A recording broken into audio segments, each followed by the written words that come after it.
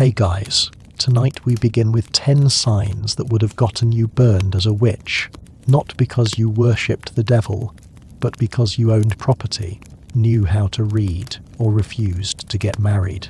The uncomfortable truth. You'd probably be one of them. So, before you get comfortable, take a moment to like the video and subscribe, but only if you genuinely enjoy what I do here, and let me know in the comments where you are tuning in from, and what time it is for you. It is always fascinating to see who is joining us from around the world. Now, dim the lights, maybe turn on a fan for that soft background hum, and let's ease into tonight's journey together. Picture this. You are living in 17th century Europe, and you've just committed a crime. What crime? You refused a marriage proposal, or maybe you inherited property from your father, or perhaps you simply knew how to read. Any of these could get you accused of witchcraft, and before you think, well, surely they'd need actual evidence. Let me stop you right there. The evidence was you. Your independence was the evidence. Your education was the evidence. Your financial success, your medical knowledge, your refusal to be controlled, these weren't just suspicious. They were proof of a pact with the devil. According to Dr. Silvia Federici's groundbreaking research at Hofstra University, approximately 80% of those executed for witchcraft were women, and the majority weren't killed for practicing magic. They were killed for being too independent, too educated, too successful, or too damn difficult to control. The witch hunts of the 15th to 18th centuries weren't about Satan. They were about putting women back in their place. Tonight, you are going to discover 10 specific signs that could have marked you as a witch. And here is the uncomfortable part. As we go through each one, you are probably going to think, wait, that is me. Because the women who were burned, drowned, and hanged weren't monsters or devil worshippers. They were healers who knew about herbs. They were businesswomen who succeeded too well. They were widows who refused to remarry. They were educated women who could read the Bible. They were simply women who lived life on their own terms. Women who, in many ways, were exactly like you. Let's talk numbers for a second because they're staggering. According to Professor Brian Levesque from the University of Texas at Austin, an estimated 110,000 people were tried for witchcraft in Europe and colonial America between 1450 and 1750. Approximately 60,000 were executed. Professor Robin Briggs from Oxford puts the number even higher. But here is what those statistics don't tell you. Behind every single number was a real woman with a real life. A woman who owned property. A woman who spoke her mind. A woman who knew too much about medicine. A woman who simply refused to conform. Tonight, you are going to meet some of these women, hear their stories, and understand exactly how being independent became a death sentence. Before we dive into the 10 signs, you need to understand the historical context. The period from 1450 to 1750 was a time of massive social upheaval. The feudal system was collapsing, early capitalism was emerging, and women, for the first time in centuries, were starting to gain tiny measures of economic independence. According to Dr. Anne Llewellyn Barstow's research, this timing wasn't coincidental. The witch hunts intensified precisely when women began owning businesses, inheriting property, practicing medicine, and living without male guardians. The response from the patriarchal power structure, systematic persecution disguised as religious duty. Professor Lyndall Roper from Oxford, who spent decades analysing trial testimonies, found the same message repeated in trial after trial. This woman has too much power, too much knowledge, too much independence. She needs to be stopped. So tonight, as you drift off to sleep, you are going to hear 10 signs. Some will make you angry, some will break your heart, some might make you laugh at the sheer absurdity, but all of them will make you think differently about what it means to be an independent woman, both then and now. Get comfortable because this journey is going to be long, deep, and personal. Sign number 1. You own property or have your own money. Let's start with the big one. Financial independence. Imagine waking up tomorrow and discovering that your bank account, your apartment, your car, Everything you own is now evidence that you've made a pact with the devil. Sound insane? Welcome to the 16th century, where having your own money was literally a death sentence for women. Let me introduce you to someone who lived this nightmare. Her name was Alice Young, and she holds a tragic distinction in American history. On May 26, 1647, in Hartford, Connecticut, Alice became the first person executed for witchcraft in the American colonies. What was her crime? According to the sparse records that survive, compiled by historian John Demos in his extensive research on early American witch trials, Alice was a widow who had inherited her husband's modest property. She lived alone. She managed her own finances. She refused several offers of remarriage, preferring to maintain her independence and control over her own land. In the minds of her Puritan neighbors, this independence was unnatural. According to the social norms documented by Professor Carol Carlson from the University of Michigan, who analyzed hundreds of New England witch trial records, women like Alice, who controlled their own economic resources, posed a direct threat to the patriarchal family structure that colonial society was built upon. A woman with property was a woman who didn't need a man. A woman who didn't need a man was dangerous, and a dangerous woman must be in league with Satan. Think about that for a second. The very thing that today we celebrate as female empowerment, economic independence, was once literally a death sentence. Alice Young's execution set a terrifying precedent that would be followed by dozens of other independent women throughout the colonies over the next 50 years. Now, let's cross the Atlantic to Scotland, where the witch hunts were particularly brutal. Meet Bessie Dunlop, a woman whose story was meticulously documented in the Scottish witch trial records and analysed by Professor Julian Goodare from the University of Edinburgh. Bessie lived in Ayrshire in the 1570s, and she had a talent for business. She ran a successful dairy operation, selling cheese and butter throughout the region. She employed several workers. She negotiated her own contracts and prices. By modern standards, she was simply a successful small business owner. By 16th century Scottish standards, she was suspicious. How did a mere woman accumulate such wealth? Her neighbours whispered. Where did she get the knowledge to run a business so successfully? The answer, they decided, must be witchcraft. Professor Goodare's analysis of Bessie's trial testimony reveals the real accusation hidden beneath the supernatural charges. This woman has too much economic power for her station. In 1576, Bessie Dunlop was strangled and burned at the stake.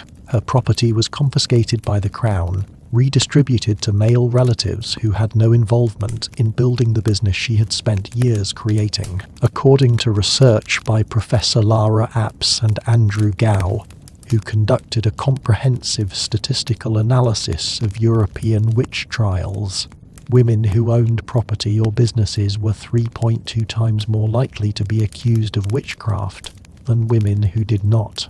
3 times more likely. That is not a coincidence. That is a pattern. That is systematic targeting of female economic independence. Let me share with you the story of another woman, this one from Germany. Her name was Walpurga Hausmann-Nin, and her tale is preserved in extraordinary detail in the Augsburg witch trial archives, studied extensively by Professor Wolfgang Bachringer from Saarland University. Walpurga was a midwife and healer in Dillingen, Bavaria, but she was also something else, a property owner. When her husband died in 1587, he left her a house, a small plot of land, and some savings. By the standards of the time, she was moderately wealthy, and she was alone. The local magistrate, a man named Jacob Rellinger, offered to purchase Walpurga's property at a fraction of its value. She refused. According to trial records, Rellinger made several more offers, each one accompanied by thinly veiled threats about what might happen to a woman living alone without male protection. Walpurga stood her ground. She knew the value of her land, and she wasn't about to give it away. Within 6 months, she was arrested on charges of witchcraft. The accusations against Walpurga read like a catalogue of female independence.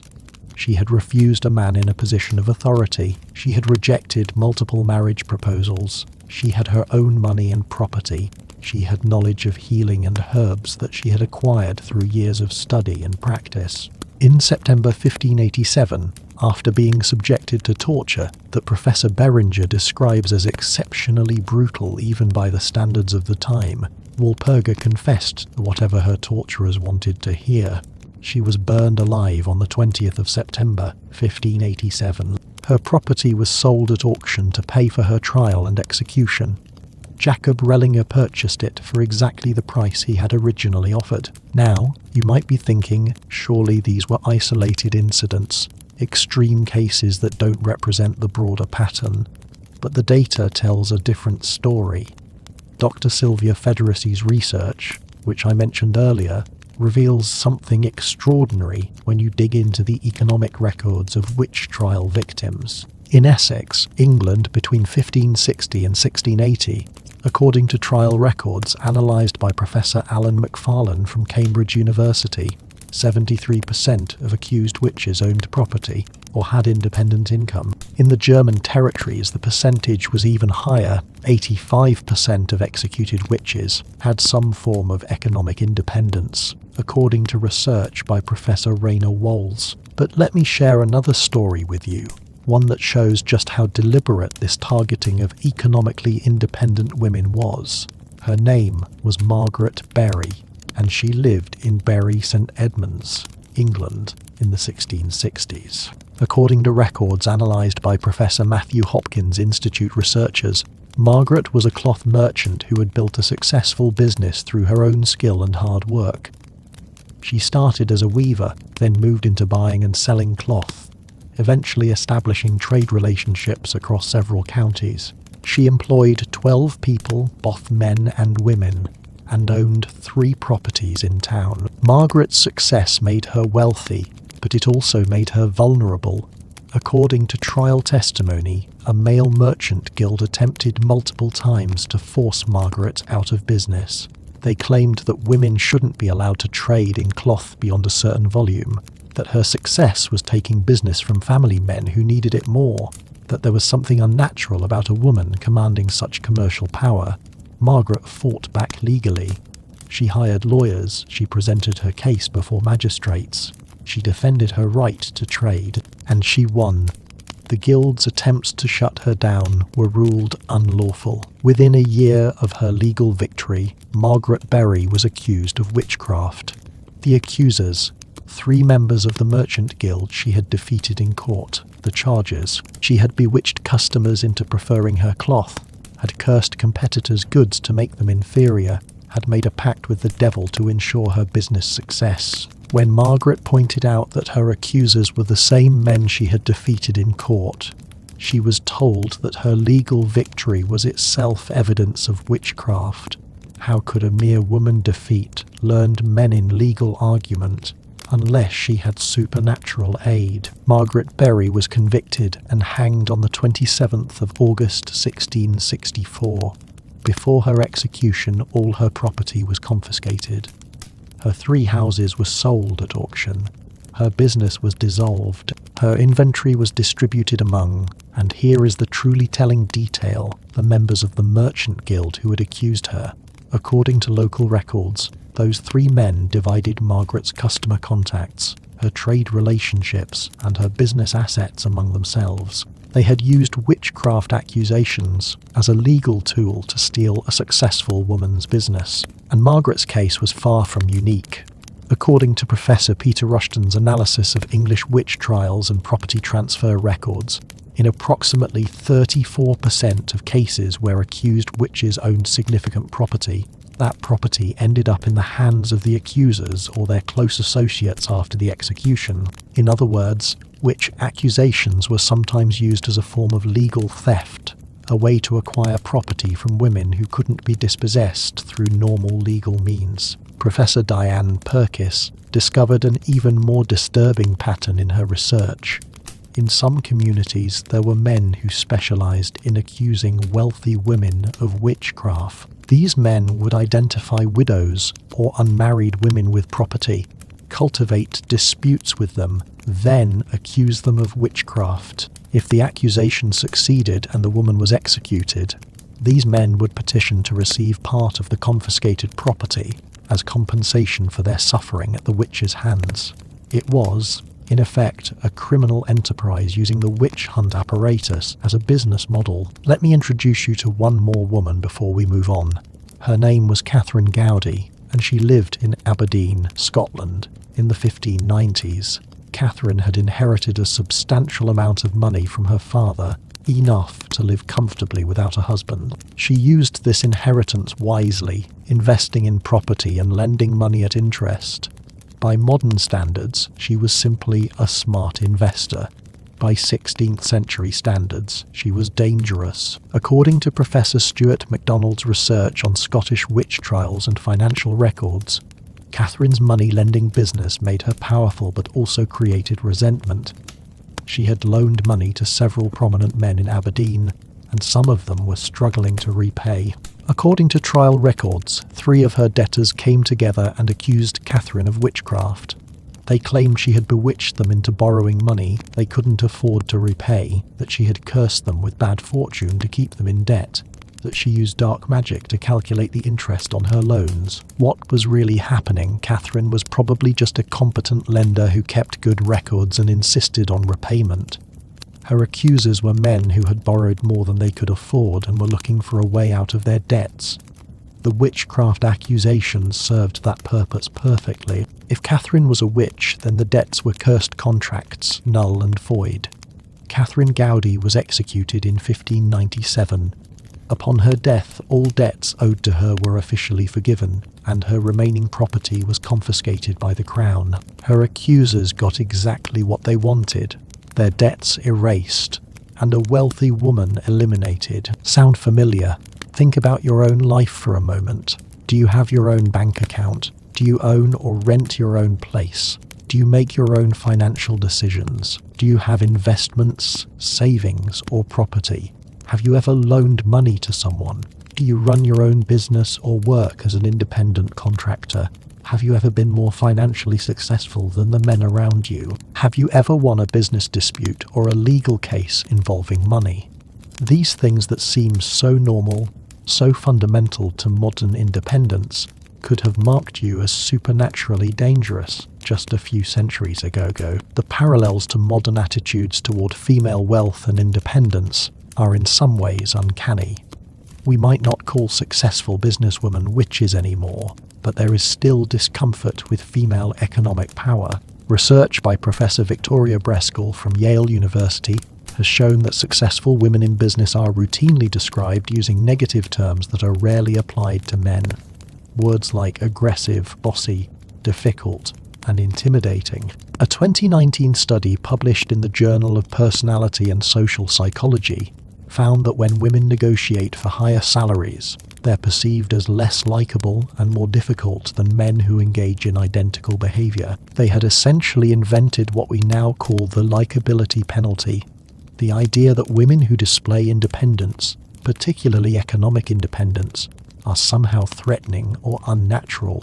Walpurga Housemain Nin, Bessie Dunlop, and Alice Young paid for their independence with their lives. Modern women pay for it with lower salaries, passed-over promotions, and social sanctions that are more subtle, but still very real. Sign number 2.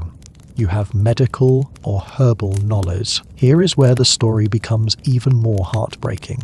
Imagine that your knowledge of first aid could get you killed. Imagine that understanding which plants help with headaches or which herbs soothe a fever could be presented as evidence of dark magic. Imagine that the simple act of helping your neighbors, of healing the sick, of easing pain and saving lives could mark you as a servant of Satan. This was the reality for thousands of women who possessed medical knowledge during the witch hunt era, and the targeting of these women wasn't random or accidental. It was systematic, deliberate, and rooted in a massive shift in how medicine was practiced and who was allowed to practice it. Let me take you to England in 1645. To a small village in Essex called Manningtree. Here lived a woman named Elizabeth Clark, a one-legged widow in her 70s. According to records preserved in the British Library and analysed by Professor Malcolm Gaskill from Cambridge University, Elizabeth was known throughout the region as a healer. She had learned herbal medicine from her mother, who had learned it from her mother, passing down knowledge through generations of women who cared for their communities. Elizabeth knew which plants could break a fever. She knew how to set a broken bone, how to ease the pain of childbirth, how to treat infections with poultices made from specific herbs gathered at specific times. She knew that willow bark could ease pain, centuries before scientists discovered that it contains salicylic acid, the active ingredient in aspirin. She knew that mouldy bread could help prevent wound infections, centuries before the discovery of penicillin. Her knowledge was empirical, passed down through centuries of careful observation and experimentation by countless women healers. In March 1645, a man named Matthew Hopkins arrived in Manningtree. Hopkins would later become known as the Witchfinder General, and his campaign would result in the deaths of more than 300 people, most of them women, most of them healers like Elizabeth. According to Professor Marion Gibson from the University of Exeter, who has extensively studied Hopkins' methods, he specifically targeted women with medical knowledge, presenting their healing abilities as evidence of supernatural powers. Elizabeth Clark was Hopkins' first victim. He imprisoned her, denied her sleep for 4 consecutive days and nights, and forced her to walk continuously until her one leg gave out, and she collapsed. In her exhausted, delirious state, she confessed to having magical powers. What powers did she confess to? The ability to heal illnesses, to predict when someone would recover or die from disease, to know which plants could help with which ailments. In other words, she confessed to being a skilled healer. On the 19th of July, 1645, Elizabeth Clark was hanged. Her crime was knowledge. But why? Why target healers? Why persecute women whose knowledge saved lives and eased suffering? To understand this, we need to talk about what was happening to medicine during this period. According to Professor Barbara Ehrenreich's extensive research on the medical profession's development, the 15th through 17th centuries saw the formalization and masculinization of medical practice throughout Europe.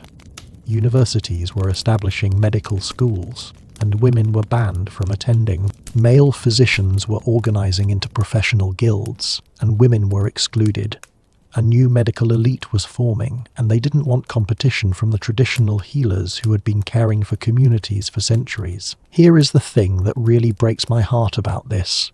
According to research by Professor Monica Green from Arizona State University, who specializes in the history of women in medicine, the traditional women healers often had better outcomes than the university-trained physicians. The women used empirical observation. If a treatment worked, they used it. If it didn't, they stopped. The university-trained doctors used theories based on ancient texts that were often completely wrong. The women washed their hands and used clean cloths.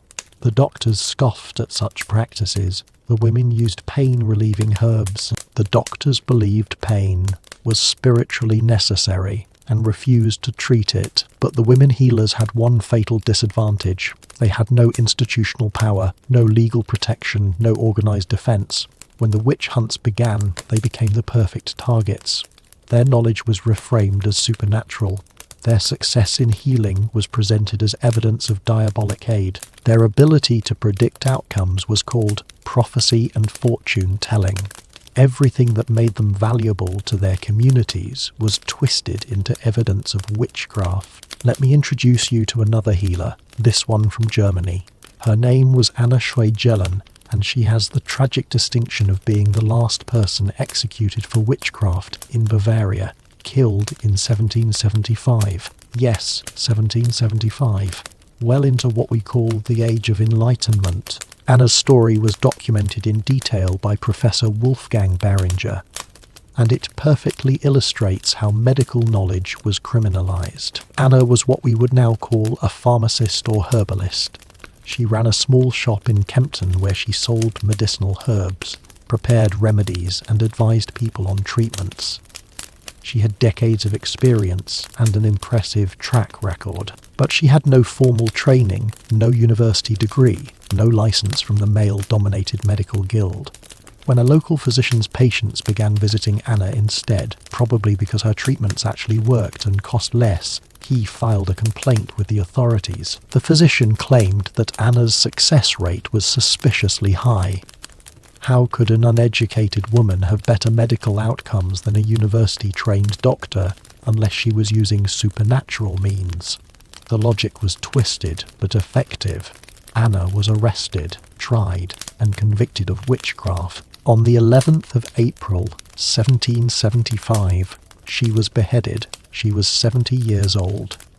Her crime was being too good at her job. Think about what we lost when we killed the healers.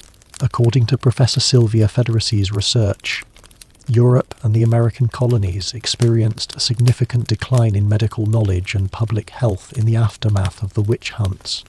The empirical, observation-based healing practices that had evolved over centuries were destroyed. The knowledge of which herbs helped with which conditions, carefully compiled and passed down through generations, was lost. We killed the people who knew how to help, and then we called it godly. Now, let's talk about numbers. According to Professor Diane Purkis from Oxford University, who analysed the occupations listed in witch trial records across Europe, approximately 70% of accused witches had some connection to healing, midwifery, or herbal medicine. In some regions, the percentage was even higher. In Scotland, according to Professor Julian Goodare's database of Scottish witch trials, 82% of executed witches were explicitly identified as healers or midwives in the trial records. Here is something that will make you angry. According to research by Professor David Harley, in some English towns, the persecution was so systematic that it created what he calls medical deserts, areas where there was simply no one left with healing knowledge. Villages that had once had experienced midwives, herbalists and healers found themselves with no one to turn to in medical emergencies. Maternal mortality rates increased, infant mortality increased.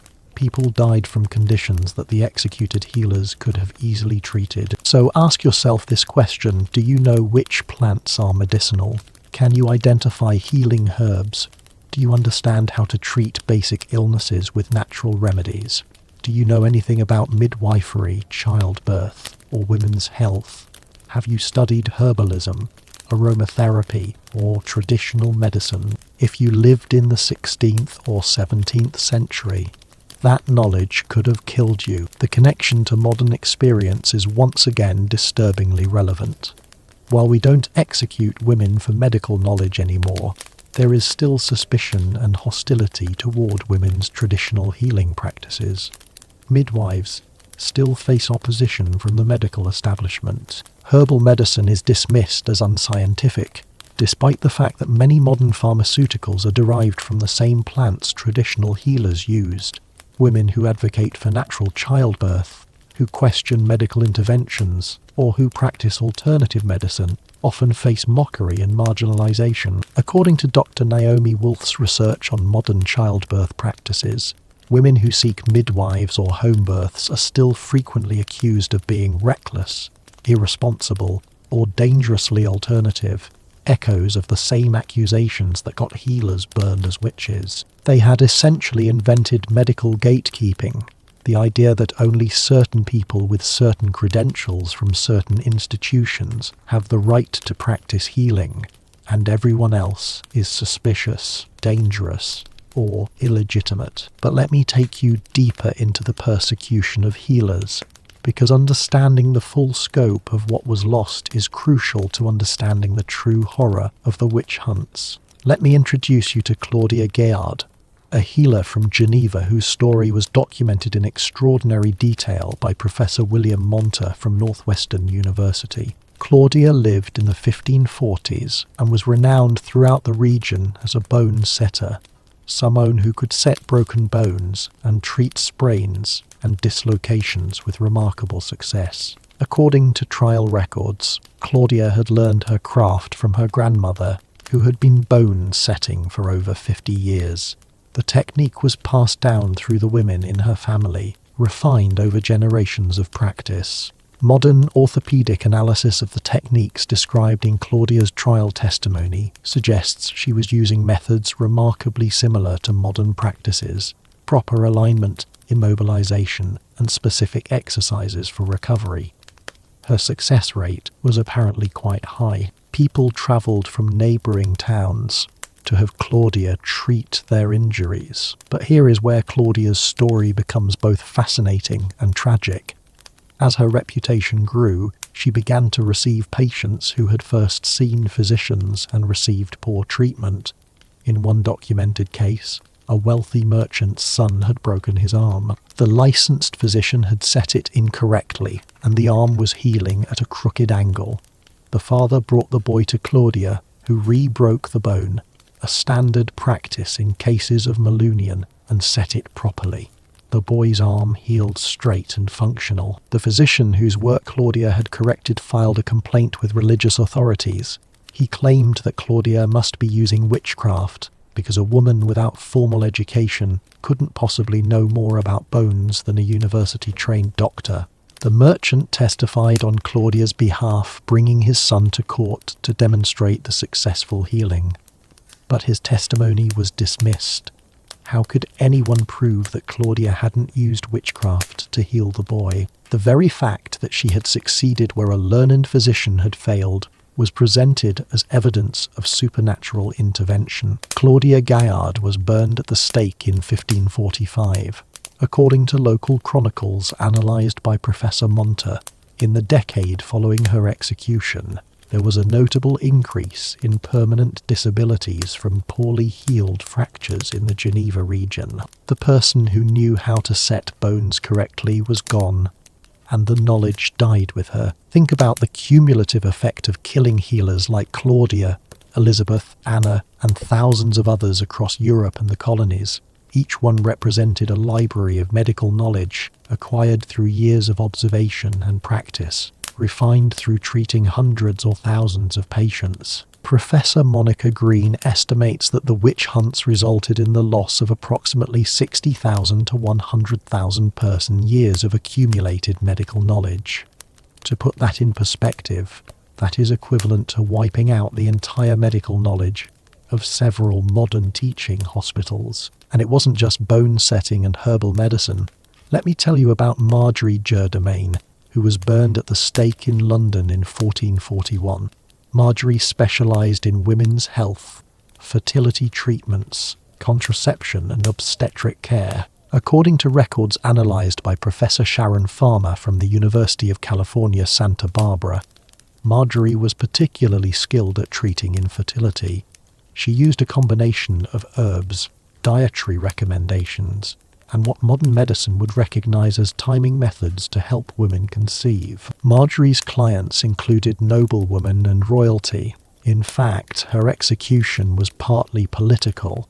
She had treated Eleanor, Duchess of Gloucester, who was accused of treason. But Marjorie's real crime, the one that made her vulnerable to accusations, was her knowledge of women's reproductive health.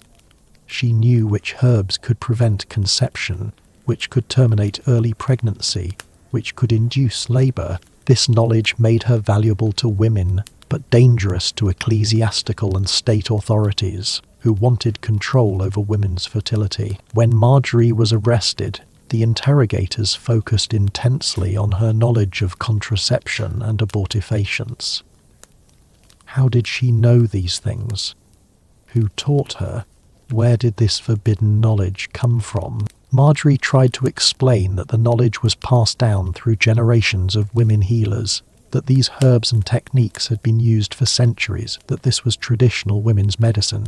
But her explanations were reframed as confessions. She was admitting to possessing forbidden knowledge. She was admitting to helping women control their own fertility. In 15th century England, that was enough to convict her. Marjorie Germain was burned at Smithfield on the 27th of October, 1441, with her dyed knowledge that modern women fought for centuries to regain. The herbs she used for contraception, many of which contained compounds later identified as having genuine contraceptive properties, were forgotten. The techniques she used to help women space their pregnancies were lost. It would be more than 500 years before women would legally regain the right to the kind of reproductive health care Marjorie provided. According to Professor John Riddle's research on contraception in history, there is evidence that European women had access to reasonably effective herbal contraceptives from ancient times through the medieval period. But this knowledge began to disappear during the witch hunt era. Women who possessed contraceptive knowledge were targeted because they enabled female sexual and reproductive autonomy. By the end of the witch hunts, most of this knowledge had been eradicated. Professor Riddle argues that the loss of traditional contraceptive knowledge left women more vulnerable to unwanted pregnancies and more dependent on men and male controlled institutions for reproductive decisions. Let me share one more healer's story, this one from colonial America. Her name was Jane Walford, and she lived in Portsmouth, New Hampshire, according to records analysed by Professor Emerson Baker from Salem State University. Jane was known for treating smallpox, one of the most feared diseases of the colonial period. Jane had survived smallpox as a child and had somehow figured out that people who survived the disease never got it again. She began deliberately exposing people to mild cases of smallpox, what we would now call variolation, an early form of inoculation. Jane's method apparently worked. According to testimonies from neighbours, people who were exposed to smallpox under Jane's care tended to get mild cases and recover, after which they were immune to the disease. This was decades before the medical establishment would recognise the principle of inoculation. Jane Walford had independently discovered one of the most important concepts in medical history, acquired immunity, but her success made her suspicious. How could a woman with no medical training understand disease in ways that physicians didn't? How could she deliberately give people a disease and have them survive? There must be something unnatural about it. In 1656, Jane was accused of witchcraft. The accusation included the charge that she bewitched people with disease and used dark arts to control pestilence. In other words, she was accused of witchcraft for practicing early immunology. Jane Walford was fortunate she wasn't convicted, possibly because too many prominent people credited her with saving their lives or the lives of their family members. But the accusation forced her to stop her smallpox treatments.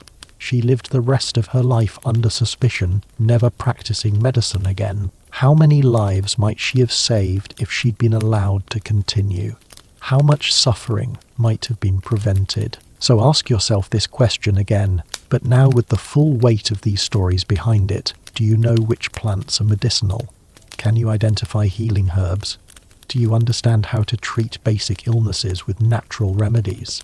Do you know anything about midwifery, childbirth, or women's health? Have you studied herbalism, aromatherapy, or traditional medicine?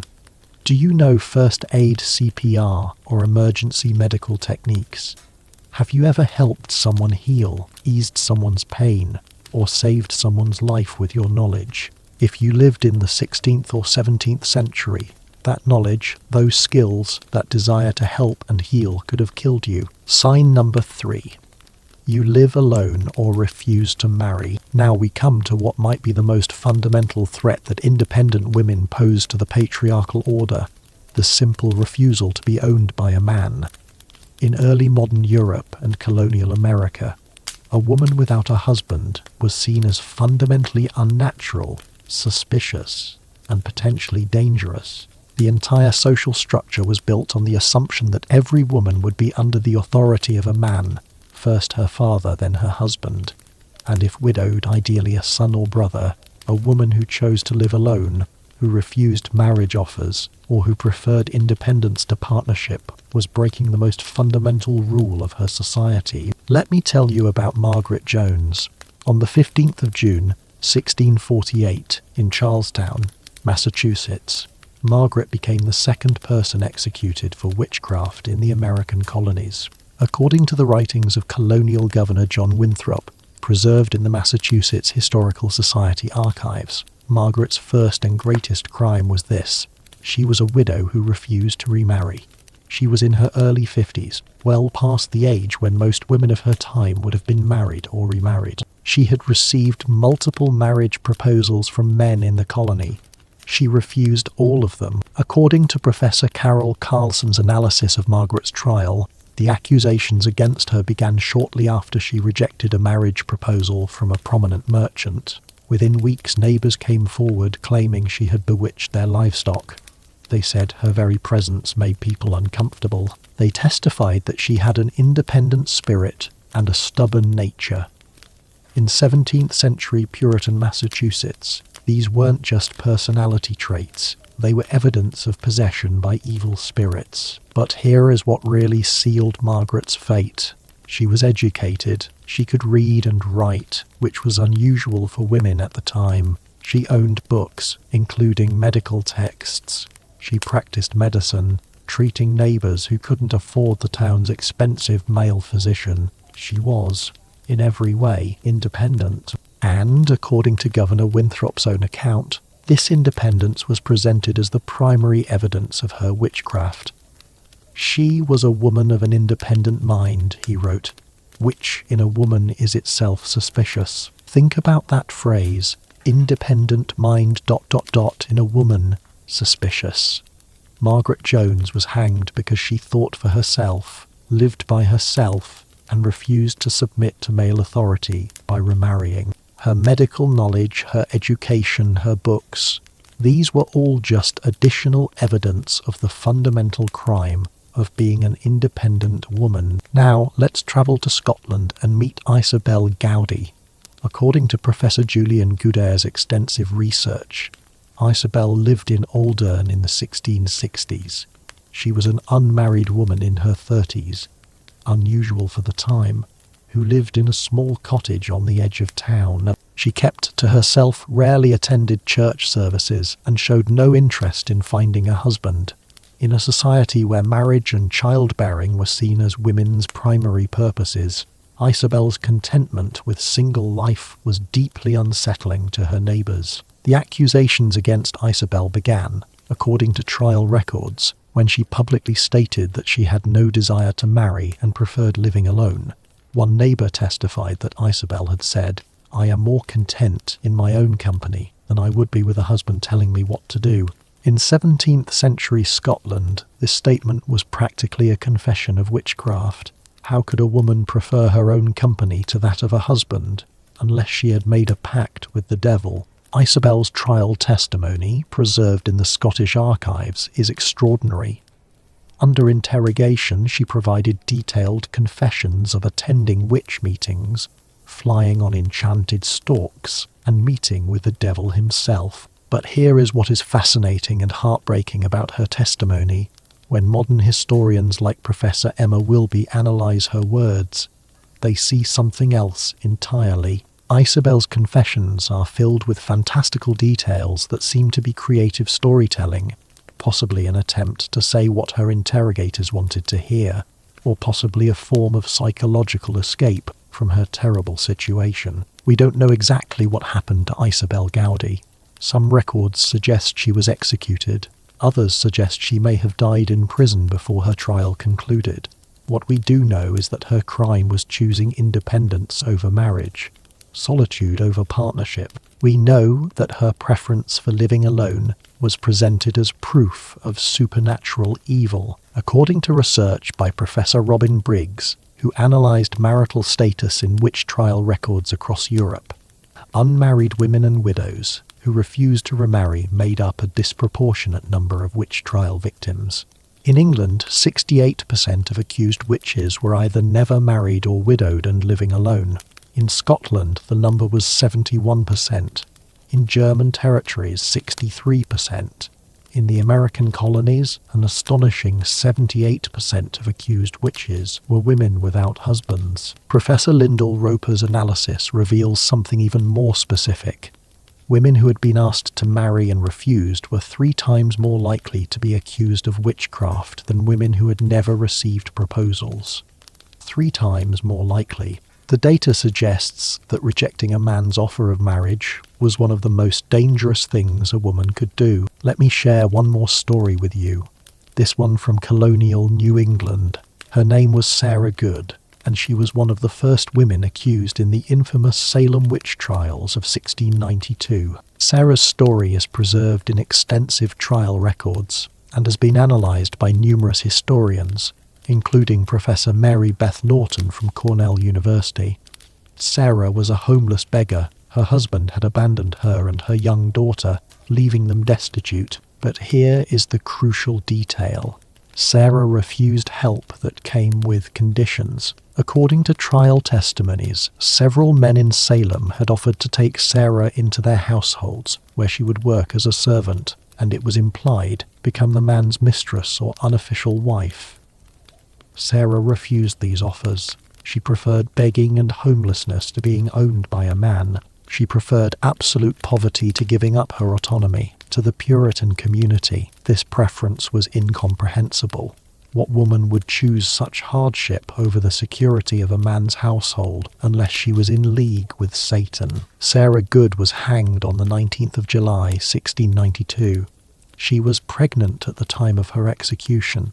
Her infant daughter died in prison shortly after birth. Sarah's crime was refusing to be owned, refusing to trade her body and her autonomy for survival, even when survival meant the difference between life and death for her and her child. Now, think about your own life. Do you live alone? Have you chosen to remain single, or chosen to leave a relationship that wasn't serving you? Have you ever refused a romantic advance, or turned down a proposal? Have you prioritized your independence over partnership? Do you value your autonomy and freedom? In the 16th and 17th centuries, these choices could have marked you for death. The modern parallels are less violent but still present. According to research by Professor Bella DiPaolo from the University of California, single women, particularly those who are happily single by choice, still face suspicion and stigma. They're seen as threatening to the social order, as selfish, as somehow incomplete. A 2020 study published in the Journal of Social and Personal Relationships found that people perceive voluntarily single women as less warm, less caring, and more morally questionable than married women, even when all other factors are identical. Sound familiar? The language has changed, but the underlying message is the same. A woman who chooses independence over partnership is suspicious, unnatural, possibly dangerous. They had essentially invented singlism, the discrimination and stereotyping of people who are single, particularly women who are happily unmarried. Sign number 4. You are educated, or can read. Here is something that will make your blood boil. The simple act of being able to read could mark you as a witch. Literacy in women was seen as dangerous, unnatural, and suspicious. Books in a woman's possession were evidence of demonic influence. The ability to write was presented in trial after trial as proof of supernatural powers. Knowledge itself was criminalized when it existed in female minds. Let me introduce you to Anne Bodenham, whose story is preserved in pamphlets and trial records from 1653 in Salisbury, England, analysed by Professor Diane Purkis. Anne was a woman in her 80s, and her greatest crime was that she owned books. According to the inventory taken when she was arrested, Anne possessed 12 books, an extraordinary library for a woman of her time and station. Some were medical texts, some were religious works, some were what we might call scientific treatises on astronomy and natural philosophy. The prosecution's case against Anne centred almost entirely on these books. How did an elderly woman acquire such knowledge? How could she read Latin and French, as witnesses testified she could? Where did she learn astronomy and mathematics? The answer, the prosecutors argued, must be the devil. According to the trial records, the prosecutor stated explicitly, no woman could acquire such learning through natural means. This knowledge must have been given to her by Satan himself. Anne Bodenham was hanged on the 16th of March, 1653. After her death, her books were burned in the town square. Centuries of accumulated knowledge gone in a bonfire. Her crime was literacy. Her crime was education. Her crime was knowing too much. Now let's travel to Salem, Massachusetts, and talk about a woman whose education made her one of the most famous victims of the witch trials. Her name was Rebecca Nurse, and she was 71 years old when she was accused of witchcraft in 1692. According to Professor Mary Beth Norton's detailed analysis of Rebecca's trial, one of the most damning pieces of evidence against her was that she could read the Bible fluently and quote scripture from memory. In Puritan New England, women were expected to be pious, but there was a fine line between appropriate religious devotion and suspicious theological knowledge. Rebecca had crossed that line. She could engage in religious debates, could quote scripture to support her arguments, could read and interpret biblical texts. Several witnesses testified that Rebecca had corrected the minister's interpretation of a Bible passage, proving she had read and understood the text herself. For a woman to claim such knowledge, to assert her own understanding over that of ordained male authority, was dangerous evidence. Rebecca Nurse was hanged on the 19th of July, 1692, alongside Sarah Good and 3 other women. Before her execution, she was excommunicated from the church. The official reason given: she had demonstrated unnatural learning for a woman. Think about that. Rebecca was killed and eternally damned because she could read the Bible too well, because she understood it too deeply, because her education exceeded what was considered appropriate for her sex. According to research by Professor Elizabeth Reis from the University of Oregon, who analyzed gender and literacy in colonial New England, there is a direct correlation between women's literacy rates and witch accusations. In towns where female literacy was higher, witch accusations were more frequent. In communities where women had access to books and education, the witch hunts were more intense. The data is chilling in its clarity. Educated women were targeted. Let me take you to Italy now, to a woman named Lucrezia Marinella. Lucrezia's story is somewhat different because she survived, but it illustrates the danger that educated women face. Born in Venice in 1571, Lucrezia was the daughter of a doctor who unusually educated his daughter as thoroughly as he would have educated a son. She learned Latin, Greek, philosophy, theology, and natural sciences. In 1600, she published a book titled The Nobility and Excellence of Women, arguing for women's intellectual equality with men. According to Professor Letizia Panizza's biographical research, Lucrezia was immediately accused of witchcraft. The Inquisition investigated her. How could a woman write such a book, her accusers asked, unless she had supernatural aid? The interrogation records preserved in Venetian archives show that she was questioned extensively about her education. Where did you learn Greek? Who taught you philosophy? How did you acquire knowledge of theology? The implication was clear. Such learning in a woman must have a diabolic source. Lucrezia survived her investigation, possibly because her father was well-connected and influential, but she spent the rest of her life under suspicion. She wrote several more books, all published under pseudonyms. She had to hide her education, disguise her knowledge, pretend to be less intelligent than she was. The message was received. Educated women were dangerous, and openly displaying that education was potentially fatal. Here is something that should make you furious. According to research by Professor David Cressy on literacy rates in early modern England, in 1500, approximately 10% of women in England could read. By 1650, after more than a century of intensive witch hunts, that percentage had actually declined to less than 8%. In some regions, female literacy had virtually disappeared. The witch hunts had successfully terrorized women out of seeking education. Professor Silvia Federici's research on this topic reveals something even more sinister. She argues that the persecution of educated women was deliberate policy, designed to exclude women from the emerging knowledge economy.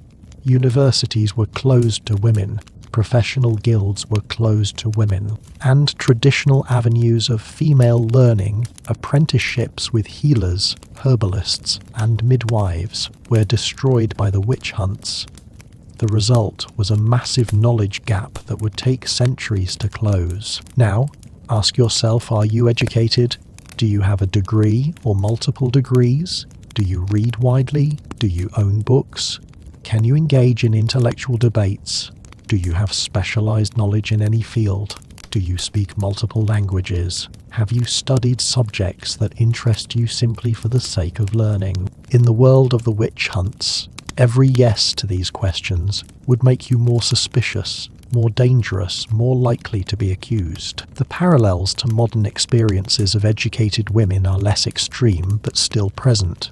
Research by Dr. Sarah Coyne from Brigham Young University has shown that women who display their intelligence or education are often perceived as less feminine, less likable, and more threatening. A 2019 study in the British Journal of Social Psychology found that men rated highly educated women as less attractive romantic partners, viewing their education as threatening rather than desirable. Even today, educated women face what researchers call playing dumb, the phenomenon where women deliberately hide their intelligence, avoid correcting others, and pretend to know less than they do to avoid social penalties. According to research by Professor Madeline Heilman from New York University, women who display high competence and intelligence in professional settings are rated as less warm and less hireable than men with identical qualifications. They had essentially invented the culture that tells women, don't be too smart, don't know too much, don't display your education too openly, don't challenge male authority with your knowledge. The stakes are different now. You won't be burned at the stake for having a PhD, but the underlying message echoes through the centuries. Educated women are dangerous. Sign number 5. You are past childbearing age and still alive. This one is particularly cruel. If you were a woman who lived long enough to go through menopause, who survived past the age where you could bear children, you became suspicious. Post-menopausal women were disproportionately accused of witchcraft across Europe and the colonies. The logic was brutal. If you had outlived your biological usefulness as a mother, if you consumed resources without producing children, if you existed beyond your reproductive purpose, you must be doing so through supernatural means. Let me introduce you to Alice Samuel, whose story is preserved in extraordinary detail in a pamphlet published in 1593, analysed by Professor Marion Gibson. Alice was 65 years old when she was arrested for witchcraft in Warboys, England, in 1589. According to the trial records, one of the first pieces of evidence presented against her was simply her age. The prosecutor asked the jury, "Why does this woman still live when most of her generation is dead? By what means has she survived to such an age?" The answer must be that she has made a pact with the devil to extend her unnatural life. Think about that for a moment. Alice Samuel was accused of witchcraft because she had the audacity to survive past 60. Her longevity itself was evidence of evil. The fact that she was healthy and active in her 60s was presented as proof that she had sold her soul. What was her actual crime? She had good genes, a strong constitution, and probably some luck. But in the paranoid world of witch hunts, natural good fortune was reinterpreted as supernatural intervention. Alice Samuel was hanged on the 4th of April 1593, along with her husband and daughter. 3 generations of one family executed together, and Alice's age was cited throughout the trial as evidence of her witchcraft. She was too old, too vital, too present in a world that no longer had a use for post-menopausal women. According to Professor Lyndall Roper's statistical analysis of European witch trials, the average age of accused witches was 58 years old, significantly older than the average life expectancy of women at the time, which was around 40 to 45 years. In Scotland, Professor Julian Goodair's database shows that 71% of executed witches were over the age of 50. In Germany, according to Professor Rainer Walz's research, the percentage was 68%. Across Europe, post-menopausal women were the primary targets of witch hunts. But why? What was it about older women that made them such targets? According to Professor Barbara Walker's anthropological research on aging women in patriarchal societies, postmenopausal women occupied a uniquely threatening position. They were no longer useful for reproduction. They often had accumulated knowledge, property, and authority. They had outlived husbands and male relatives who would have controlled them. They had the experience and status to challenge male authority, and they were economically unproductive in a society that valued women primarily for their ability to bear children and perform domestic labour. Let me tell you about Ursula Kemp, another English woman whose age was central to her witchcraft accusation. Ursula lived in St. Osyth, Essex, and was 54 years old when she was arrested in 1582, according to records analysed by Professor James Sharp from the University of York. Ursula's trial included testimony about her appearance. Witnesses described her as having unnatural vitality. For a woman of her age, she was accused of using witchcraft to maintain her health and energy. What was actually happening? Ursula was probably just a healthy, active 54-year-old woman, but in the 16th century, when most women were worn down by repeated pregnancies, hard labour and poor nutrition, a woman who reached her 50s with energy and strength was anomalous. That anomaly was dangerous. Ursula Kemp was hanged in February 1582, one of the first victims of what would become a major witch hunt in Essex. Now let's cross the Atlantic to Salem, where we've already met Rebecca Nurse and Sarah Good. Notice anything about their ages? Rebecca was 71. Sarah was 38 but looked much older due to hardship and poverty. Of the 20 people executed in Salem, 17 were women, and 14 of those women were over the age of 40. The oldest, Rebecca Nurse, was 71. The average age of the executed women was 56 years old. Professor Carol Carlson's analysis of New England witch trials reveals this pattern consistently. Postmenopausal women, particularly widows with property or independent means, were the primary targets. Why? Because they represented everything the Puritan social order feared. Women with authority but no male oversight. Women with resources but no reproductive value. Women who had survived long enough to accumulate power and knowledge. Here is something that should enrage you, according to research by Professor Anne Barstow, who compiled demographic data on thousands of witch trial victims in some German territories during the height of the witch hunts. It was more dangerous to be a 60-year-old woman than to be a soldier in active combat. The mortality rate for women over 60 in certain regions exceeded 5% during witch hunt years, killed not by disease or old age, but by execution for witchcraft. Think about the women we lost. Think about the grandmothers who held family histories, who knew the old songs and stories, who had decades of accumulated wisdom. Think about the herbalists who had spent lifetimes learning which plants healed which ailments. Think about the midwives with 40 years of experience delivering babies. We killed them. We killed them specifically because they were old, experienced, knowledgeable, and no longer biologically useful for reproduction. Let me share one more story with you. This one particularly heartbreaking.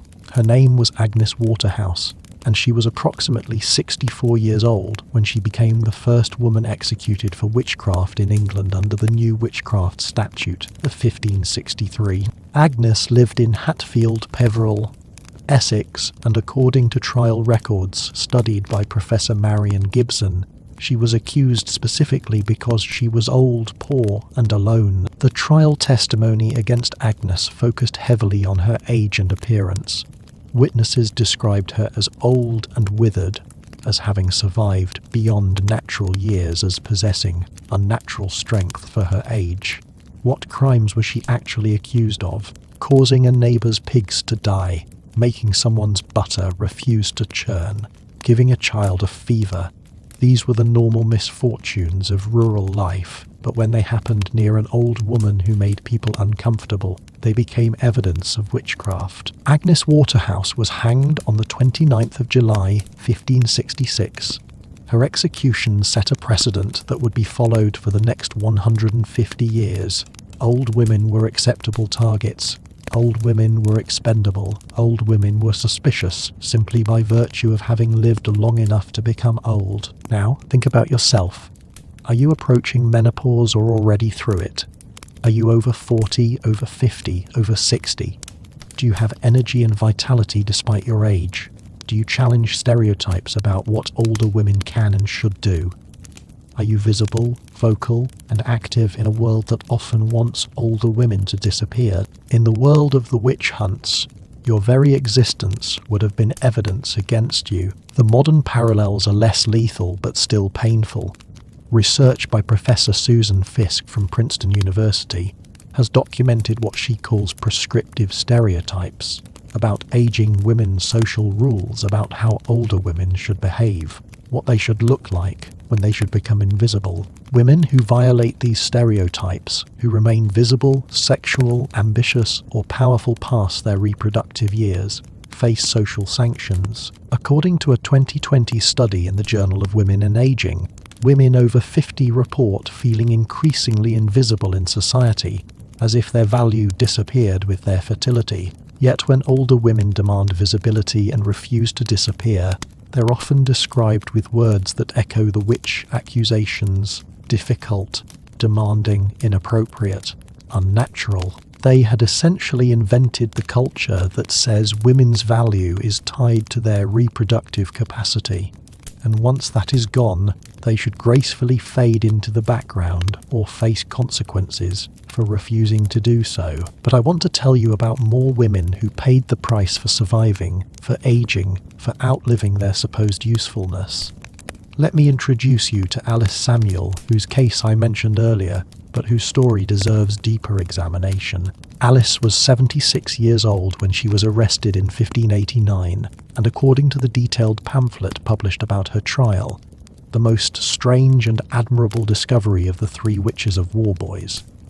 Her age wasn't just evidence, it was treated as the foundation of the entire case against her. The pamphlet describes Alice as having lived beyond the natural span of years allotted to womankind.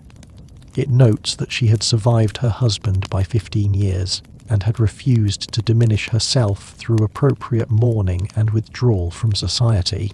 In other words, Alice's crime was being an active, visible, vital widow instead of becoming invisible after her husband's death. She continued to participate in community life, to run her small household, to have opinions and express them. For a woman of 76, this visibility was presented as unnatural. During her trial, medical testimony was presented about Alice's physical condition. A local barber surgeon testified that he had examined Alice and found her to be in unnaturally good health for her age. He noted that she had most of her teeth, that her eyesight was good, that she could walk without assistance, that her mind was sharp. Each of these normal signs of healthy aging was presented as evidence of witchcraft. According to Professor Marion Gibson's analysis, the prosecution's logic was circular and inescapable. If Alice was in poor health, she was a burden on society, and probably using witchcraft to drain others' vitality. If she was in good health, she was obviously using witchcraft to maintain her unnatural vigour. Alice Samuel was hanged on the 4th of April 1593, along with her husband and daughter. The pamphlet about her case became a bestseller and was reprinted multiple times. Professor Gibson argues that this pamphlet served as a template for future accusations against elderly women, explicitly establishing old age combined with good health as grounds for suspicion. After the pamphlet's publication, accusations against elderly women in good health increased notably in England. Let me take you to Germany now to meet Anna Schneidenwind, whose story was documented by Professor Walter Rummel from the University of Trier. Anna was executed in 1751. Yes, 1751, well into the Age of Enlightenment, in Endingen, Germany. She was 69 years old at the time of her execution, making her one of the last people killed in the European witch hunts. Anna's case is particularly significant because by 1751, most European countries had stopped executing people for witchcraft. The fact that Anna was killed so late demonstrates how persistent, the targeting of elderly women was. According to trial records, Anna was accused because she had lived to 69 despite a hard life. She had worked as a field labourer, had borne 8 children, only 3 of whom survived to adulthood, and had been widowed for 20 years. By all accounts, she should have been dead or decrepit. Instead, she was still working, still robust. Her neighbours couldn't understand how she maintained her strength.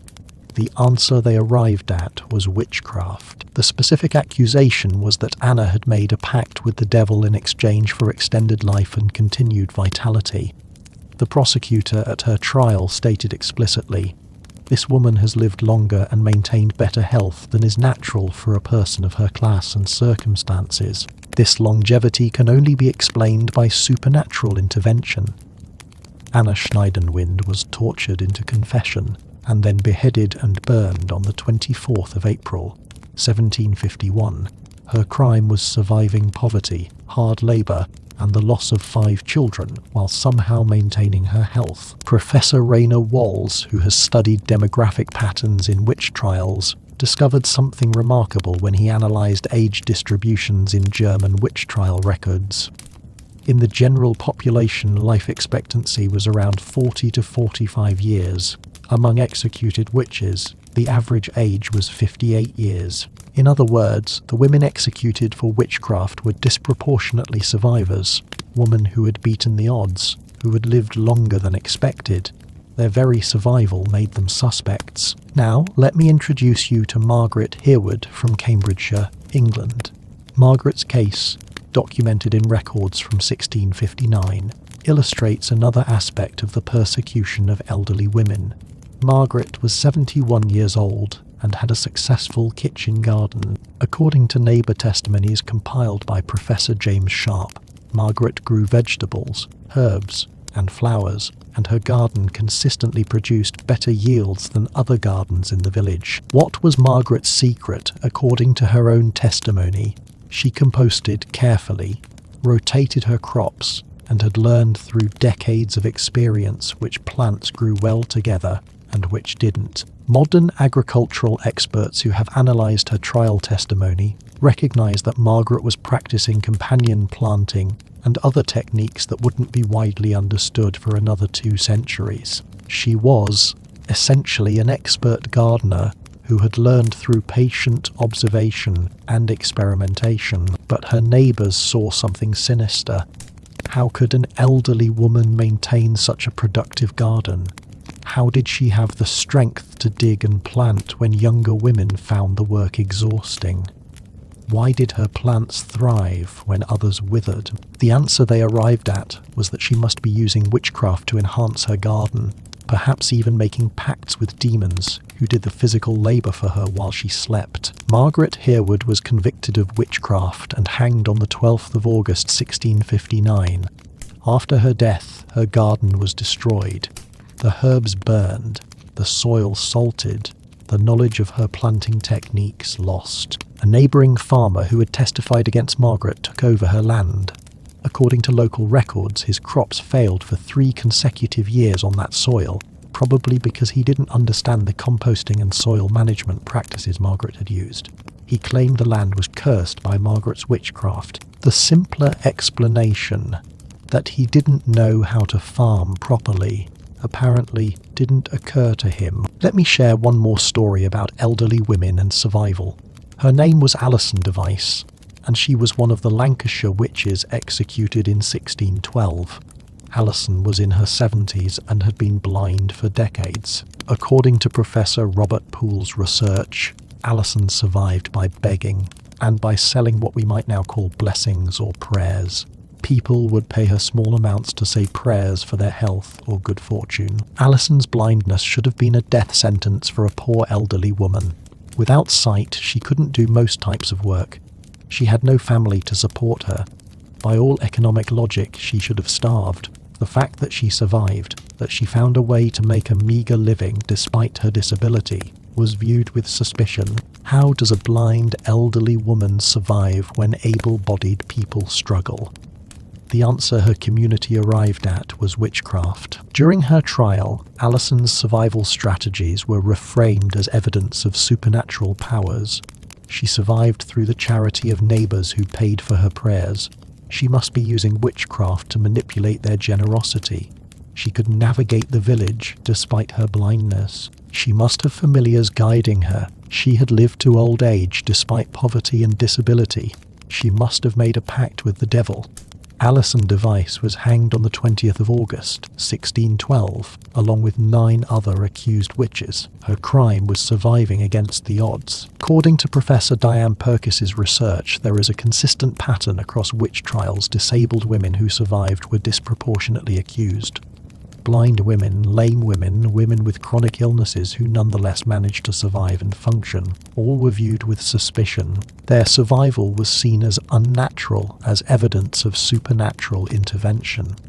The alternative explanation, that these women were resourceful, determined, and had developed coping strategies, was apparently less believable than witchcraft. Professor Anne Barstow's demographic analysis reveals that elderly women with disabilities were 2.7 times more likely to be accused of witchcraft than elderly women without visible disabilities. The combination of age, disability, and survival created a perfect storm of suspicion. These women violated multiple expectations. They had outlived their reproductive usefulness. They had survived despite physical limitations, and they continued to exist visibly in their communities, despite having no obvious economic value to patriarchal society. Think about what we lost when we killed the survivors. These were women who had accumulated 7, 8, 9 decades of life experience. They had survived wars, plagues, famines, and personal tragedies. They had strategies for survival. Knowledge about resilience, understanding of how to maintain health and strength despite aging. They were living libraries of practical wisdom, and we killed them for having the audacity to survive and thrive. Now, for the last time on this sign, ask yourself, are you approaching menopause or already through it? Are you over 40, over 50, over 60? Do you have energy and vitality despite your age? Do you refuse to become invisible as you age? Do you continue to pursue your interests, your work, your passions? Have you survived hardships that should have broken you? Do you take pride in your strength and resilience? Are you living proof that older women can be healthy, active, vibrant, and valuable? In the world of the witch hunts, your very survival and vitality would have been evidence against you. Sign number 6. You own or care for animals, especially cats. This one might seem absurd on its surface. After all, millions of people own pets, and surely that can't be evidence of witchcraft. But in early modern Europe and colonial America, a woman's relationship with animals, particularly if she lived alone with cats or other creatures, was seen as deeply suspicious. The logic went like this. Witches were believed to have familiars, demonic spirits in animal form that served them and did their bidding. Therefore, any woman who had close relationships with animals, especially unusual ones, must be keeping familiars. Her pets were reframed as demons. Let me tell you about a woman named Agnes Sampson, whose story is preserved in detailed trial records from Scotland in 1590 to 1591. Agnes lived in a small cottage in Netherkeith, and according to Professor Lawrence Norman's research on Scottish witch trials, Agnes kept a grey cat named Elva. That cat would cost Agnes her life. When Agnes was arrested on suspicion of witchcraft, initially for the crime of being a midwife and healer, her interrogators focused intensely on Elva. The trial records preserved in the Scottish National Archives include extensive testimony about the cat. Neighbours claimed they had seen Agnes talking to Elva, as if to a person. They testified that Elva seemed unusually intelligent, that the cat would sit and watch Agnes work with understanding eyes. In reality, Agnes probably did talk to her cat, because she lived alone, and the cat was her companion. The cat probably was intelligent and attentive, because that is what cats are. But in the paranoid world of witch hunters, normal human-animal bonding became evidence of demonic communion. Agnes Sampson was tortured extensively. Her head was shaved and her body searched for a witch's mark, any mole, scar or birthmark that could be claimed as the spot where her familiar sucked her blood. They found a small mole on her shoulder. That was enough. Agnes was strangled and burned on the 28th of January 1591. According to the trial records, when they came to arrest her, they also killed Elva the cat, claiming they were destroying her familiar. Agnes Sampson died for the crime of loving her pet. Now let's talk about the broader pattern, because Agnes's story was far from unique. According to Professor James Sharp's analysis of English witch trial records, animal familiars were mentioned in approximately 62% of all witch accusations in England. The most common familiar was a cat mentioned in 45% of cases, followed by dogs, toads, rabbits and birds. The logic was always the same. No normal woman would have such close relationships with animals unless those animals were actually demons in disguise. Professor Emma Wilby, who has extensively studied the familiar belief in British witch trials, points out something fascinating and tragic. Many of the accused witches were simply lonely women who had companionship with animals. They were widows who talked to their cats. They were unmarried women whose dogs were their main source of affection. They were elderly women who fed birds because they enjoyed watching them. Normal human needs for companionship and connection, when those needs couldn't be met by humans due to poverty, age, or social isolation, were redirected toward animals, and then those relationships were criminalized. Let me introduce you to Elizabeth Francis, tried in Chelmsford, England, in 1566. According to the trial pamphlet analysed by Professor Marion Gibson, Elizabeth owned a white cat named Satan, which, yes, sounds suspicious until you realise that Satan and variations of it were actually common pet names at the time, used in an ironic or playful way, much like someone today might name their mischievous dog Devil.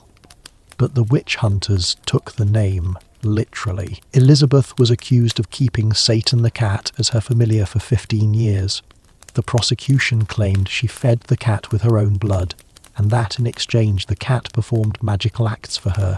What were these magical acts? According to the charges, the cat had helped her churn butter more efficiently, had helped her bread rise better, and had helped her chickens lay more eggs. In other words, Elizabeth was a competent housewife who took good care of her farm, and she credited her cat companion for her success.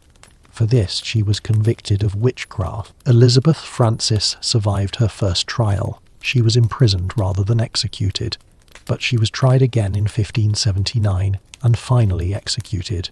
She spent 13 years in prison total for the crime of loving her cat. Here is what the data shows, according to Professor Malcolm Gaskell's statistical analysis of East Anglian witch trials. Women who lived alone with animals were 4.3 times more likely to be accused of witchcraft than women who didn't own pets.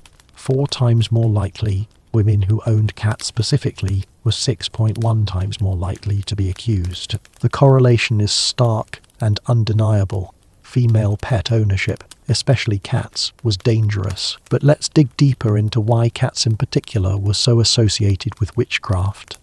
According to Professor Diane Purkis's cultural analysis, cats had several strikes against them. First, they were independent and uncontrollable.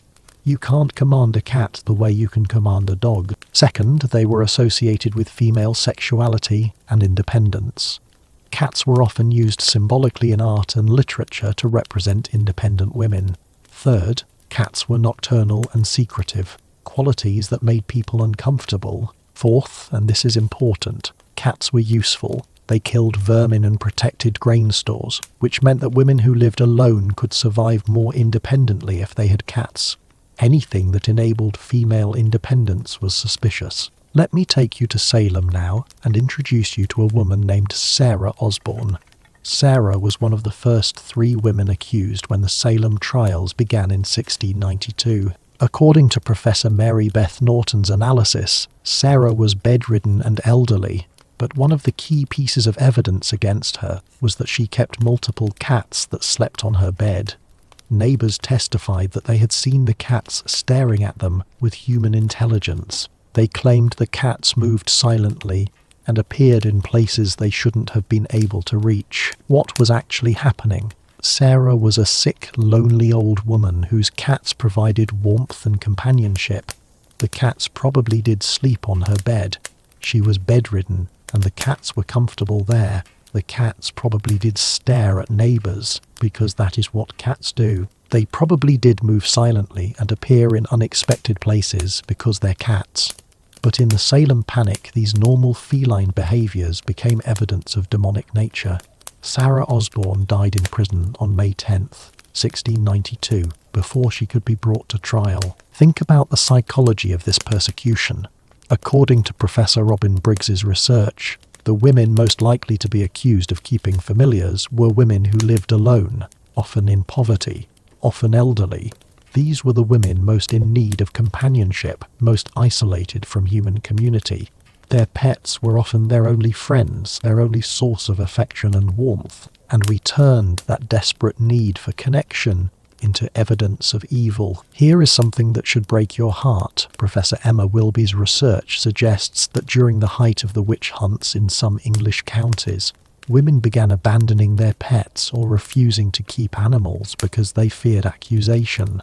Lonely elderly women chose isolation over the risk of being seen with a cat. The witch hunts successfully terrorized women into giving up one of their few sources of comfort and companionship. Now, ask yourself, do you own a cat? Do you have a dog? Do you talk to your pets? Do you treat them as companions rather than just animals? Do you live alone with your pets? Are your animals your primary source of affection and comfort? Do you post pictures of your cats on social media? Are you what people might call a cat lady or dog mum? In the 16th and 17th centuries, every yes to these questions would have increased your risk of being accused of witchcraft. The modern parallels are obvious and still hurtful. Women who live alone with cats are still mocked and stereotyped. The crazy cat lady trope is one of the most persistent and cruel stereotypes of single or elderly women. It positions female animal ownership as pathetic, as a replacement for real relationships, as evidence of failure to attract a partner or maintain social connections. According to research by Professor June McNicholas on human-animal relationships, single women who own pets face stigma that single men who own pets do not face. A 2020 study published in Anthrosos found that women who mentioned owning cats on dating profiles were rated as significantly less attractive and less psychologically healthy than women who didn't mention pets, while men who mentioned owning dogs were rated as more attractive. The gender double standard persists. Men with animals are seen as nurturing and responsible. Women with animals, especially cats, are seen as strange, lonely, and potentially unstable. They had essentially invented the cultural narrative that positions female animal companionship as pathological, while male animal companionship is acceptable or even admirable. The stakes are different now. No one's going to execute you for owning a cat, but the underlying message remains. Women whose primary relationships are with animals rather than with men are suspicious, pitiable, and somehow defective. Sign number 7. You are outspoken or have a sharp tongue. Here is where we get to something that might feel very personal to many of you listening. In the world of witch hunts, women who spoke their minds, who argued back, who refused to be silenced, who had what was called a sharp tongue or contentious nature, were prime targets for accusation. The expectation was that women would be quiet, submissive, gentle, and agreeable. Any woman who violated these norms, who was loud, opinionated, argumentative, or critical, was dangerous, and dangerous women were witches. Let me introduce you to Alice Nutter, one of the Lancashire witches executed in 1612.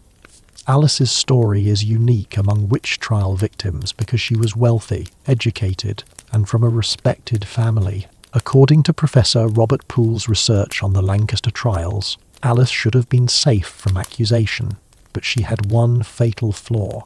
She was outspoken about her opinions, particularly regarding local politics and religious matters.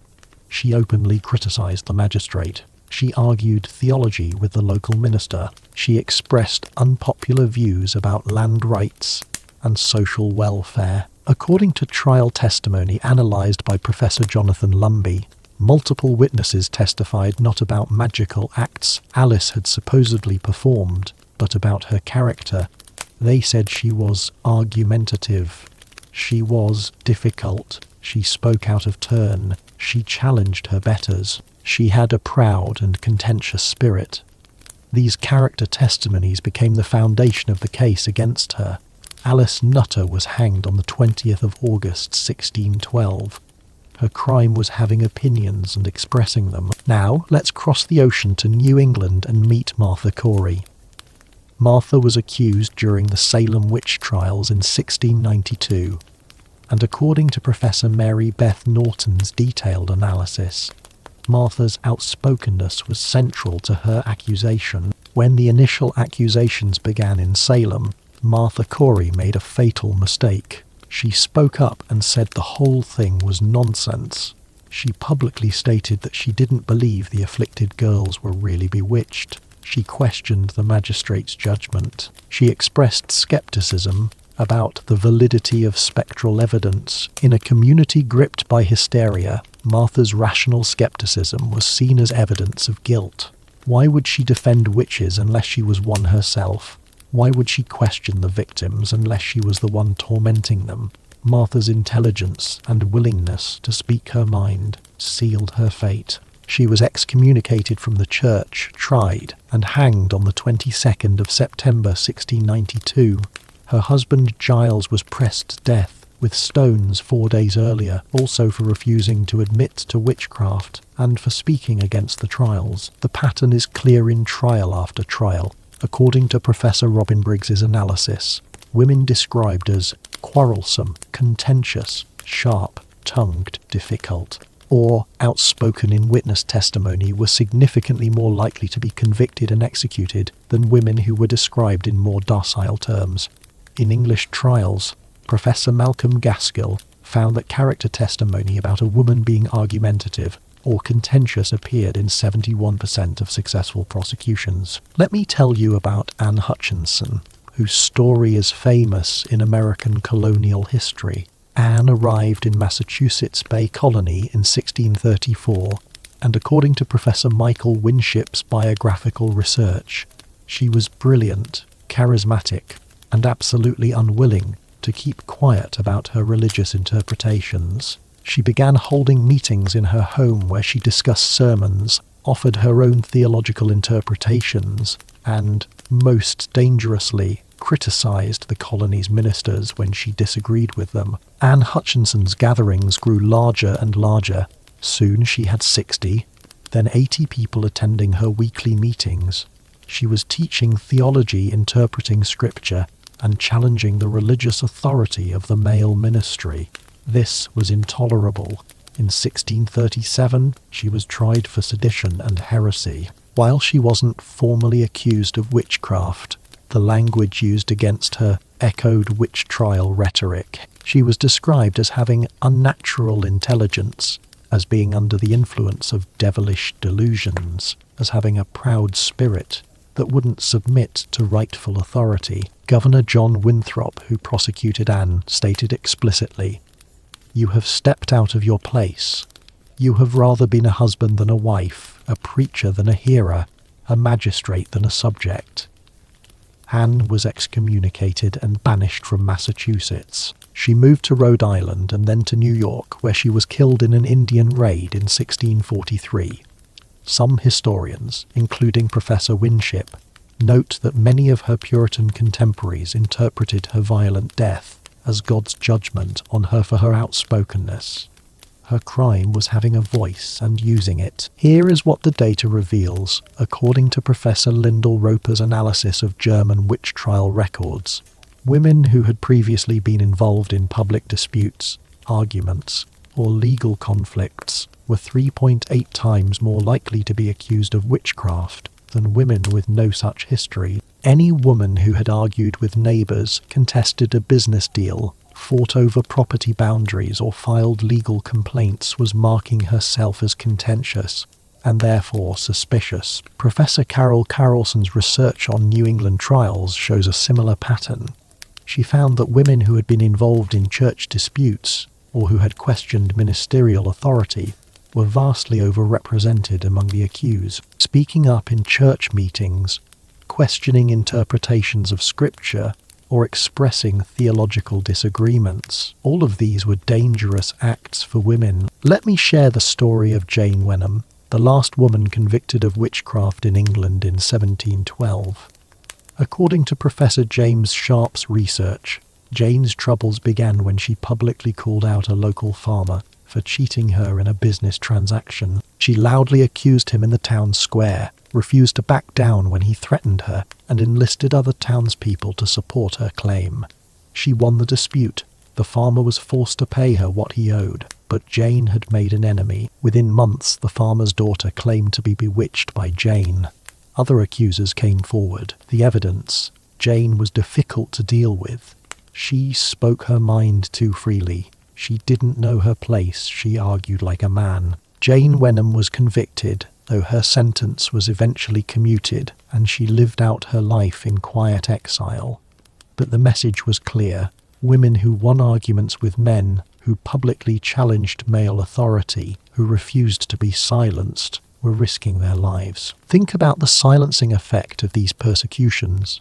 According to Professor Sylvia Federiци's research, the witch hunts created what she calls a culture of feminine submission that persisted for centuries. Women learned to be quiet, agreeable, and non-confrontational because the alternative was potentially fatal. Generations of women taught their daughters, don't argue, don't challenge, don't draw attention, don't make enemies, don't speak up, keep your head down, keep your voice down, keep your opinions to yourself. Now, ask yourself, are you outspoken? Do you express opinions that others disagree with? Do you argue when you think someone is wrong? Do you challenge authority when you believe authority is unjust? Do you speak up in meetings? Do you defend yourself when attacked? Do you refuse to back down when you know you are right? Are you comfortable with conflict? Do people describe you as feisty, difficult, strong-willed, or intimidating? In the world of the witch hunts, these traits would have put you in danger. The modern parallels are painfully obvious. Research by Professor Victoria Brescal shows that women who speak up in professional settings are judged more harshly than men who speak up in identical ways. A 2012 study in the Journal of Personality and Social Psychology found that women who talk more than men in group settings are perceived as dominating and aggressive, even when they're speaking less than the men in the same setting. According to research by Professor Sheryl Sandberg and Adam Grant, women who negotiate assertively are penalized with reduced likability and employability, while men who negotiate identically are rewarded. Women who express anger are seen as out of control and emotional, while men who express anger are seen as passionate and strong. Women who disagree with their bosses are difficult, while men who disagree are showing leadership. The language has evolved, but the message is the same. Women should be quiet, agreeable, and accommodating. Women who are loud, opinionated, and confrontational are violating gender norms and will face consequences. They had essentially invented tone policing, the phenomenon where women's arguments are dismissed, not on merit, but on the manner of delivery. You are too angry, too aggressive, too loud, too emotional, too difficult. But let me take you deeper into the persecution of outspoken women, because the methods used to silence them reveal so much about the mechanisms of patriarchal control. Let me introduce you to Alice Nutter's contemporary, Alison Device, another of the Lancashire witches. Alison was young, only about 20 years old, but according to Professor Robert Poole's research, she had a reputation for talking back to her social betters and refusing to show proper deference. According to trial testimony, Alison's troubles began when she encountered a peddler named John Law on the road. She asked him for some pins, a common request as travelling peddlers were often the only source of small goods in rural areas. John Law refused to give or sell her the pins, Alison, according to witnesses, spoke sharply to him, expressing her displeasure at his refusal. Modern interpretation of the testimony suggests he probably said something like, "That is unkind," or "You are being stingy." By contemporary standards, this would be a mild rebuke. By 17th century standards, for a young woman of low social status to criticize a man conducting business, it was shockingly inappropriate. Shortly after this encounter, John Law suffered a stroke. His son immediately blamed Alison, claiming she had cursed his father for refusing her request. When questioned, Alison apparently internalized the accusation. She believed she might have caused the stroke through her angry words, because she had been taught that women's anger was dangerous and unnatural. Her confession was essentially an acceptance of the idea that her perfectly normal expression of displeasure had supernatural power because it came from a woman. Alison Device was hanged on the 20th of August, 1612. She was executed for the crime of expressing displeasure, for speaking sharply, for not swallowing her frustration, and maintaining a pleasant demeanour in the face of unkindness. Think about that. A 20-year-old woman was killed because she didn't suppress her negative emotions effectively enough. According to Professor Malcolm Gaskell's analysis of English witch trial testimony, expressions of female anger appear in approximately 67% of witchcraft accusations. The pattern is remarkably consistent. A woman expresses anger, frustration, or criticism. Something unfortunate happens to the person she criticized, usually something that would have happened anyway. Illness, accident, business setback. The woman's earlier expression of anger is remembered and reframed as a curse. Women's completely normal negative emotions were treated as weapons, as evidence of supernatural malevolence. Let me introduce you to Temperance Lloyd, executed in Exeter, England in 1682. Temperance's story, preserved in trial pamphlets analysed by Professor Jonathan Barry, illustrates how even defensive speech from women could be construed as witchcraft. Temperance was a servant who had been falsely accused of stealing from her employer.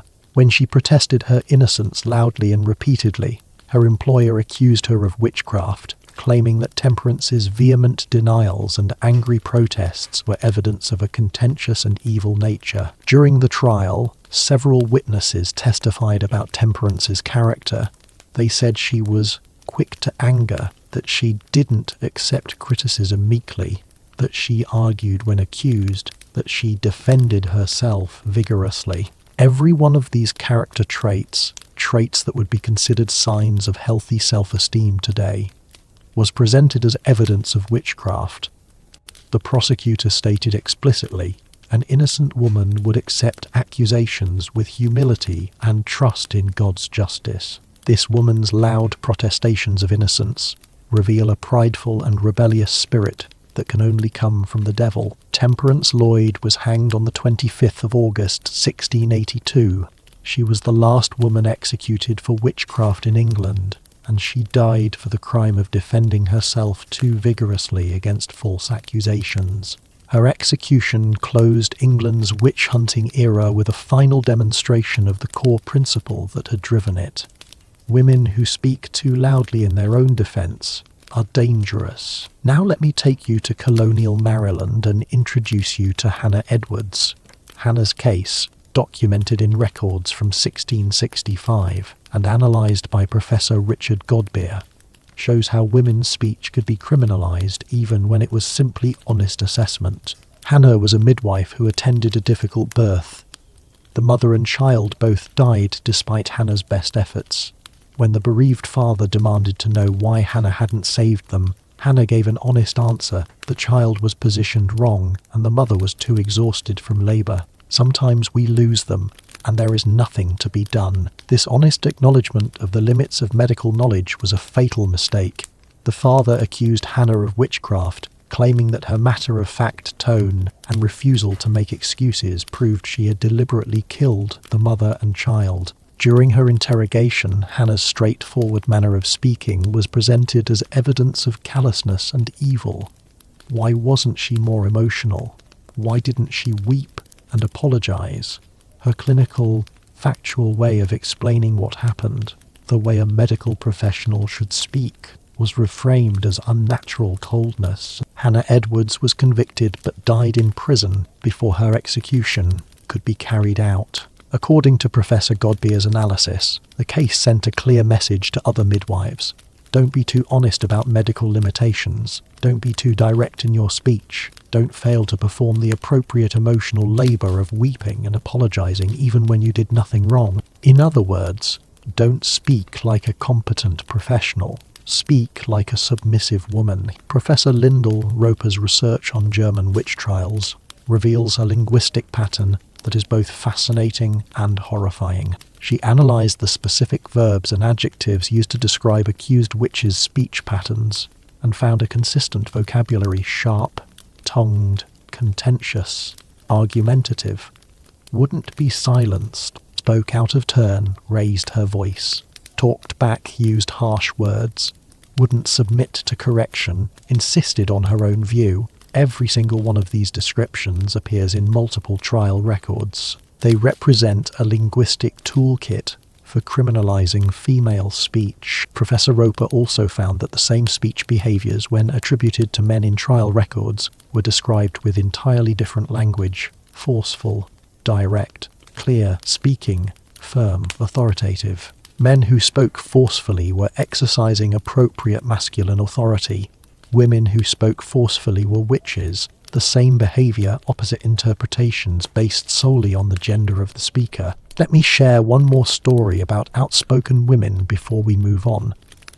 Her name was Sarah Osborne, whom we met earlier in the context of the Salem trials.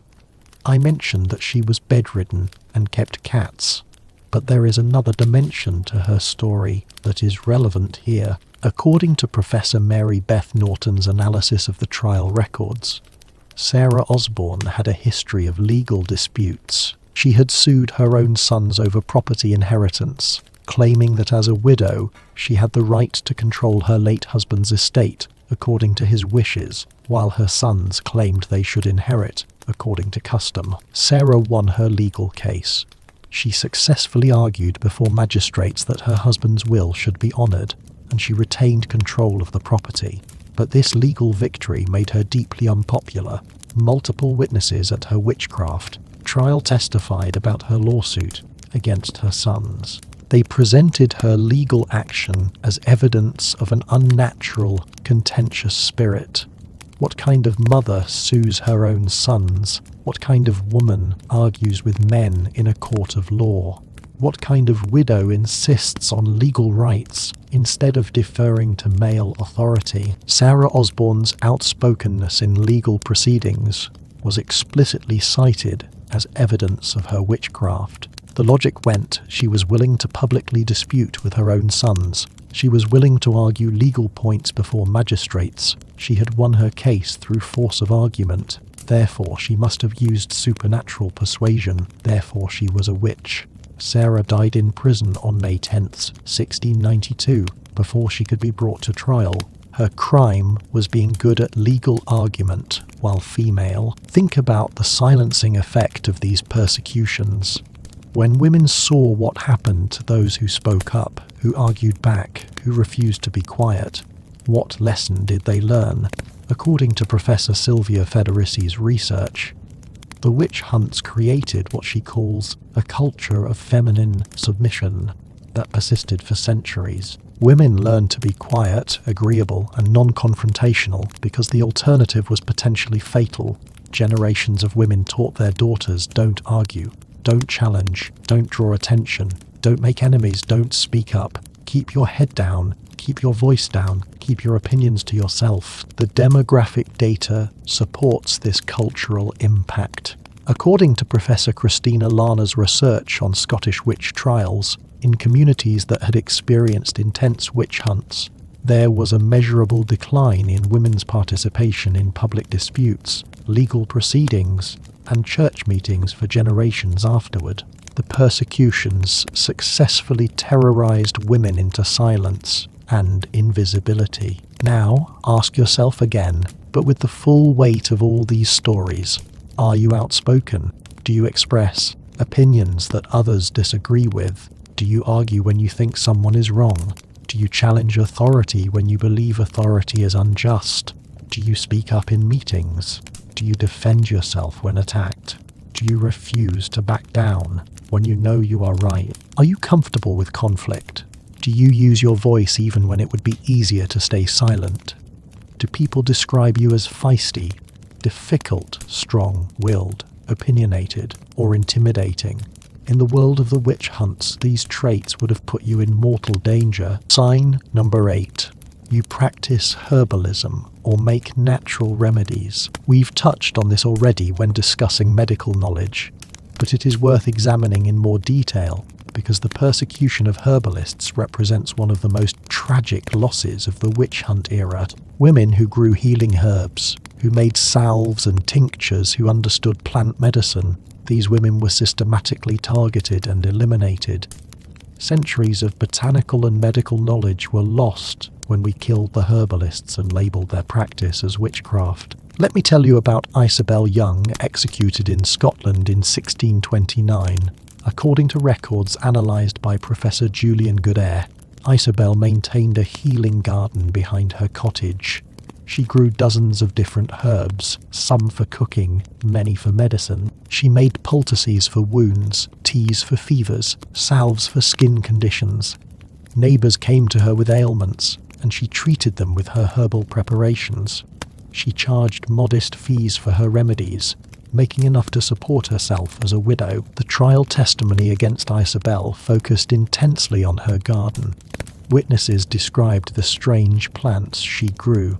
They listed herbs by name: foxglove, belladonna hemlock, mandrake, and these plant names were presented as evidence of witchcraft. Never mind that these were well-known medicinal plants that had been used in European medicine for centuries.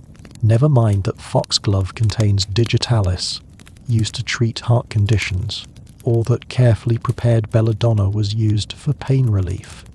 In the context of a witch trial, botanical knowledge became demonic knowledge. Prosecutors asked Isabel, "How did you learn the properties of these plants? Who taught you which plants heal, which ailments? How do you know the correct preparations and dosages?" Isabel answered truthfully. Her mother had taught her, who had learned from her mother, passing knowledge down through generations. But the prosecutors reframed this answer. "You learned these dark arts through a generational pact with the devil, passed from mother to daughter." Isabel Young was strangled and burned on the 8th of April, 1629. Her healing garden was destroyed. The plants pulled up and burned with her. Now let's cross to Germany and meet Anna Rebela, whose story is preserved in trial records from W. Würzburg in 1628. According to Professor Wolfgang Beringer's research, Anna was renowned throughout her region for her skill with herbs. She made a particular preparation, a salve that she claimed could prevent infection in wounds. Modern analysis of the trial descriptions of her recipe suggests she was using a combination of honey, a natural antibacterial, yarrow, which has antimicrobial properties, and possibly a mild concentration of alcohol extracted from fermented herbs. Her salve probably did help prevent infection, which is why people sought it out. But here is where Anna made a fatal mistake.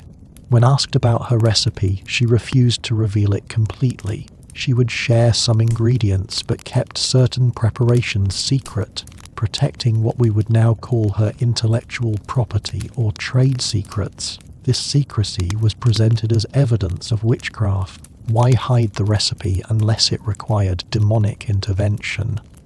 Why refuse to share unless the ingredients were unnatural or forbidden? Anna Rebela was burned alive on the 10th of December 1628, along with 47 other people in a mass execution in Würzburg. Her crime was being good at herbalism and protecting her proprietary knowledge. After her death, according to local records, there was a notable increase in death from infected wounds in the region. The person who knew how to prevent those deaths was gone. According to Professor Diane Purkis's research, specific herbs became associated with witchcraft, and women found growing or possessing these herbs were immediately suspect. These included belladonna, hemlock, mandrake, henbane, and wolfsbane. all of which are indeed poisonous in the wrong doses, but were also used medicinally in carefully controlled preparations. Women herbalists understood dosage and preparation. They knew the difference between a healing dose and a harmful one, but this knowledge was reframed as evidence of ability to poison. Let me introduce you to Margaret Barclay, tried in Irvine, Scotland in 1618. According to Professor Stuart MacDonald's research, Margaret was accused of causing a ship to sink and drowning several sailors through witchcraft. But the evidence trail reveals what probably actually happened. Margaret was an herbalist who sold a preparation to sailors to prevent seasickness. Some sailors who took her remedy survived a storm. Others who didn't take it died when their ships sank. The survivors credited Margaret's herb mixture with saving them, but when the families of the dead learned that Margaret had sold a potion to some sailors but not others, they accused her of deliberately choosing who would live and die. In other words, witchcraft. Margaret Barclay was tortured until she confessed to sinking the ship through magic. She was strangled and burned on the 25th of June, 1618. Her actual crime was probably having a reasonably effective remedy for motion sickness, perhaps something containing ginger or peppermint, both of which were known to help with nausea.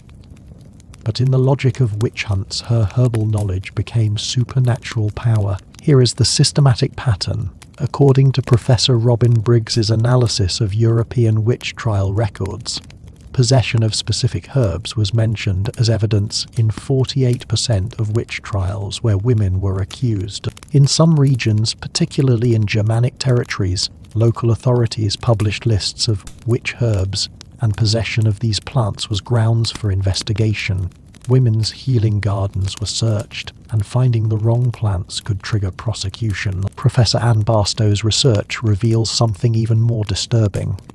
In many regions, the persecution of herbalists created what modern epidemiologists would call public health crises. When the women who knew herbal medicine were killed or too frightened to practice, communities lost access to pain relief, infection prevention, fever reduction, and numerous other treatments.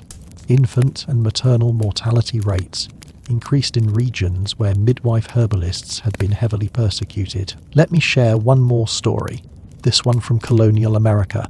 Her name was Rebecca Fowler, and she was the only person executed for witchcraft in Maryland, hanged on the 9th of October, 1685. According to the sparse records that survive, analysed by Professor Richard Godbeer, Rebecca was accused specifically because she used certain detestable arts called witchcraft and sorceries.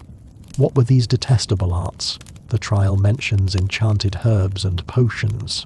Rebecca was almost certainly an herbalist who made remedies for her neighbours. Maryland's witch execution rate was extremely low compared to New England or Europe. Rebecca was the only one, which makes her death even more tragic. She was killed for practices that were being tolerated or ignored throughout most of the colony. Her execution seems to have been the result of a personal vendetta by a local official whose wife had been treated by Rebecca for a condition that didn't improve. When the treatment failed, as medical treatments sometimes do, Rebecca was blamed not for medical error but for malevolent magic. Now, think about your own relationship with plants and natural remedies. Do you grow herbs? Do you use essential oils? Do you make natural cleaning products or beauty products? Do you use herbal teas for health? Do you study plant medicine or ethnobotany? Do you forage for wild plants? Do you prefer natural remedies to pharmaceutical ones when possible? Do you know which plants are medicinal and how to use them? In the 16th and 17th centuries, this knowledge could have killed you. The modern parallels are less violent but still present. According to research by Dr. Heather Boone from the University of Toronto, practitioners of herbal medicine, particularly women, still face skepticism, mockery, and marginalization from the mainstream medical establishment. Herbalism is dismissed as unscientific, despite the fact that roughly 25% of modern pharmaceuticals are derived from plants, and many traditional herbal remedies have been validated by modern research. Women who advocate for natural remedies are often labeled as anti-science, alternative, or new age, even when they're simply using plant-based treatments that have centuries or millennia of empirical evidence behind them. The FDA heavily regulates herbal supplements while allowing pharmaceutical companies to market drugs with dangerous side effects. The cultural message is clear. Plant medicine is suspicious, particularly when it is practiced by women outside institutional medical structures. They had essentially invented medical gatekeeping, the system that says only certain officially sanctioned forms of healing are legitimate, and traditional botanical knowledge passed down through generations of women is primitive, dangerous, or fraudulent. The persecution methods have changed, but the underlying hostility toward women's traditional healing knowledge persists. Sign number 9. You challenge religious authority or interpret scripture independently. Here we come to one of the most dangerous acts a woman could commit in the era of witch hunts, thinking for herself about spiritual and religious matters.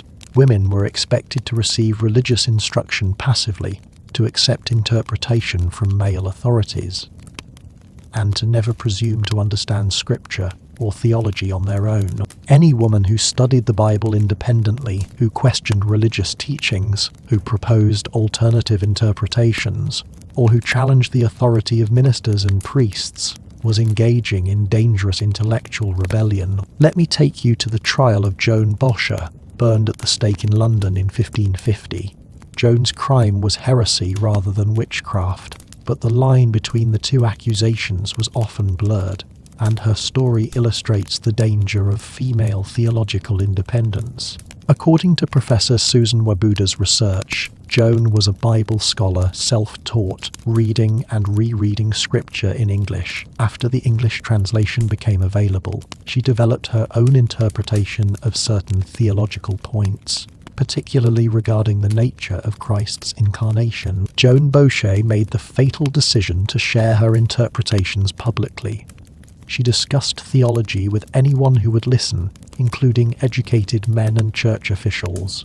She argued her positions using scriptural evidence, quoting chapter and verse to support her views.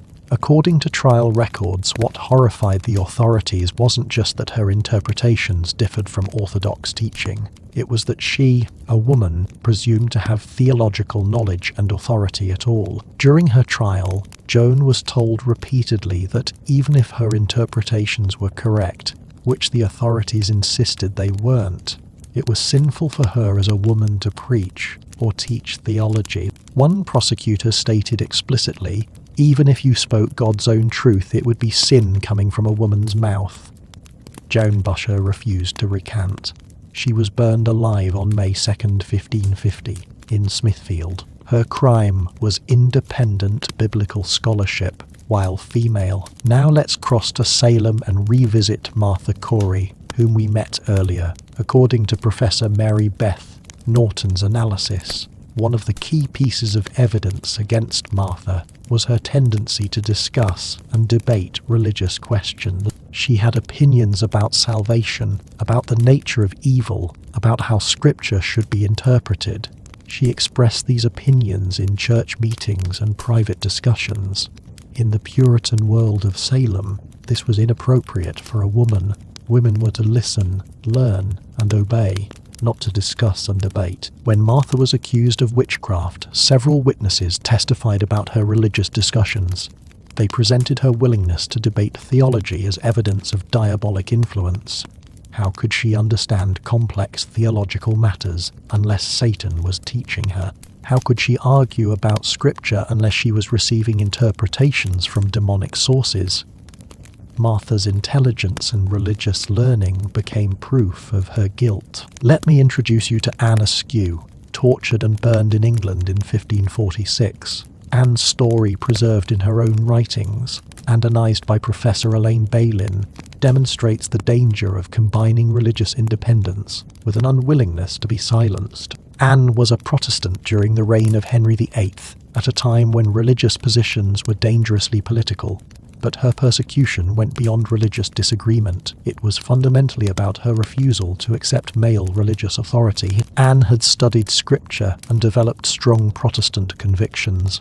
When questioned about her beliefs, she defended them using biblical arguments, quoting scripture from memory, engaging in theological debate with her interrogators. According to her trial records, this behavior was presented as evidence of possession or witchcraft. The prosecutor asked her repeatedly, "Who taught you these interpretations? What man instructed you in these arguments?" Anne kept answering, "I learned them from reading the Bible myself." This answer was unacceptable. Anne Askew was tortured on the rack, one of the few women subjected to this treatment in England. The torture was designed not primarily to extract a confession, but to punish her for her presumption. She was asked to name other women who studied the Bible independently, to reveal where women were meeting to discuss scripture. She refused. On the 16th of July 1546, Anne was burned at the stake. She had to be carried to her execution because the torture had broken her body, but she hadn't stopped arguing theology until the flames took her voice. According to research by Professor Mary Wiesner, Hanks on Women and Religion in Early Modern Europe, the Reformation and Counter-Reformation periods were particularly dangerous for women who took theology seriously. Both Protestant and Catholic authorities agreed on one thing: women should not interpret scripture independently, teach religious ideas, or challenge clerical authority. Women who did so were accused variously of heresy, witchcraft, or demonic possession, depending on the specifics, but the underlying charge was always the same: inappropriate female autonomy in spiritual matters. Professor Lyndall Roper's research on German witch trials reveals that women who had been involved in religious disputes or controversies were significantly overrepresented among those accused of witchcraft. In Catholic regions, women who had shown Protestant sympathies were vulnerable. In Protestant regions, women who had questioned specific teachings were vulnerable. The common thread was independence of thought. Let me tell you about Joan Waste, burned in Derby, England in 1556. Joan's story, documented by Professor Thomas Freeman, is particularly heartbreaking because Joan was blind. She had memorized large portions of the Bible by having others read it to her repeatedly. Her memory was extraordinary. She could recite entire chapters. But Joan was a Protestant living under the Catholic rule of Queen Mary, and she refused to recant her beliefs or stop discussing her interpretations of Scripture. During her trial, prosecutors mocked the idea that a blind woman could understand theology. They argued that her biblical knowledge must have come from the devil, because surely a disabled woman couldn't have learned it naturally. Joan's disability was used as additional evidence against her. Her very survival and ability, this supernatural, was presented as supernatural. Joan Waste was burned alive on the 1st of August, 1556. Her crime was knowing the Bible too well, while being both female and disabled. Here is the pattern in the data, according to Professor Carol Carlson's analysis of New England witch accusations. Women who had been involved in religious disputes, who had challenged ministerial interpretations, or who had been disciplined by churches for religious nonconformity, were 2.9 times more likely to be accused of witchcraft than women with no such history. Religious independence was a risk factor. Professor Malcolm Gaskell's research on English trials shows that accusations often spiked following religious controversies or during periods of religious transition. Women who had taken the wrong side in religious disputes or who had been too vocal in religious debates found themselves vulnerable to witchcraft accusations. The accusation of witchcraft became a way to silence religious dissent, particularly female dissent. Think about the intellectual freedom we lost. Think about the female theologians who were silenced, the interpretations that were never shared, the religious insights that were erased. How many brilliant theological minds were destroyed because they existed in female bodies? How many spiritual leaders were burned as witches?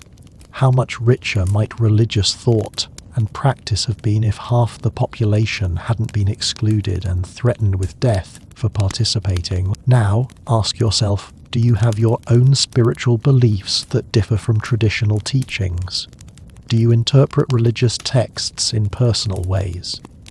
Have you studied theology, comparative religion or philosophy? Do you question religious authority? Do you belong to a non-traditional spiritual practice? Are you comfortable discussing and debating religious ideas? Do you consider yourself a spiritual seeker, exploring different traditions and ideas? In the world of witch hunts, these forms of spiritual independence could have marked you for persecution. The modern parallels are subtler but still present. According to research by Professor Kristin Dumez, women religious leaders still face skepticism and opposition, particularly in conservative religious traditions. Women who teach theology, or claim religious authority are often accused of violating biblical order, of being prideful, or of leading others astray. The language has changed, but the message remains. Women should receive religious instruction, not provide it. Even in progressive religious communities, research by Professor Melissa Wilcox shows that women's spiritual leaders are subject to greater scrutiny and criticism than their male counterparts. They're questioned more intensely about their qualifications, their interpretations, their authority. They're more likely to face accusations of being inauthentic, New Age, or fluffy. The underlying discomfort with female religious authority persists. They had essentially invented the doctrine that women should be spiritually passive, that independent religious thought in women is dangerous, and that female theological authority is illegitimate. We're still fighting against these ideas centuries later, still arguing for the right of women to interpret, teach, and lead in spiritual matters without being labelled as transgressive, heretical, or dangerous. Sign number 10. You are financially independent or successful in business. We're ending where we began, returning to the theme of economic independence, because this was perhaps the most threatening thing about independent women to the patriarchal order. They didn't need men economically, and therefore they couldn't be controlled through economic means. Women who earned their own money, ran their own businesses, or achieved financial success without male support represented a fundamental challenge to the social structure. Let me tell you about Ursula Southiel, better known as Mother Shipton. Ursula lived in Yorkshire, England from approximately 1488 to 1561, and according to local records studied by Professor Joanne Bigiato, she was a successful businesswoman. She ran what we might call a consulting business people, paid her for advice, predictions, and counsel. She was essentially an early modern life coach and business advisor, and she was good at it. She became wealthy enough to own property and live comfortably without any male support. Ursula was repeatedly accused of witchcraft throughout her life. The accusations always centered on the question, how does this woman have money? Where does her wealth come from? Who supports her? When the answer was that she supported herself through her successful business. This was presented as evidence of unnatural power. The logic went, women aren't capable of business success on their own. Therefore, her success must have supernatural origins. Ursula Southiel was never executed. She died of natural causes, possibly because her business success had also made her well-connected and difficult to prosecute. But she lived her entire life under suspicion, constantly defending herself against accusations that her business acumen was actually witchcraft. Her story illustrates both the danger faced by a successful businesswoman and the fact that enough money and connections could sometimes offer protection. Now let's travel to colonial Maryland and meet Mary Lee. According to records analysed by Professor Deborah Myers, Mary was a merchant in the 1650s trading tobacco, cloth, and household goods. She ran a successful operation, employing several people and trading with both the colonies and England. She was unmarried and showed no interest in marriage.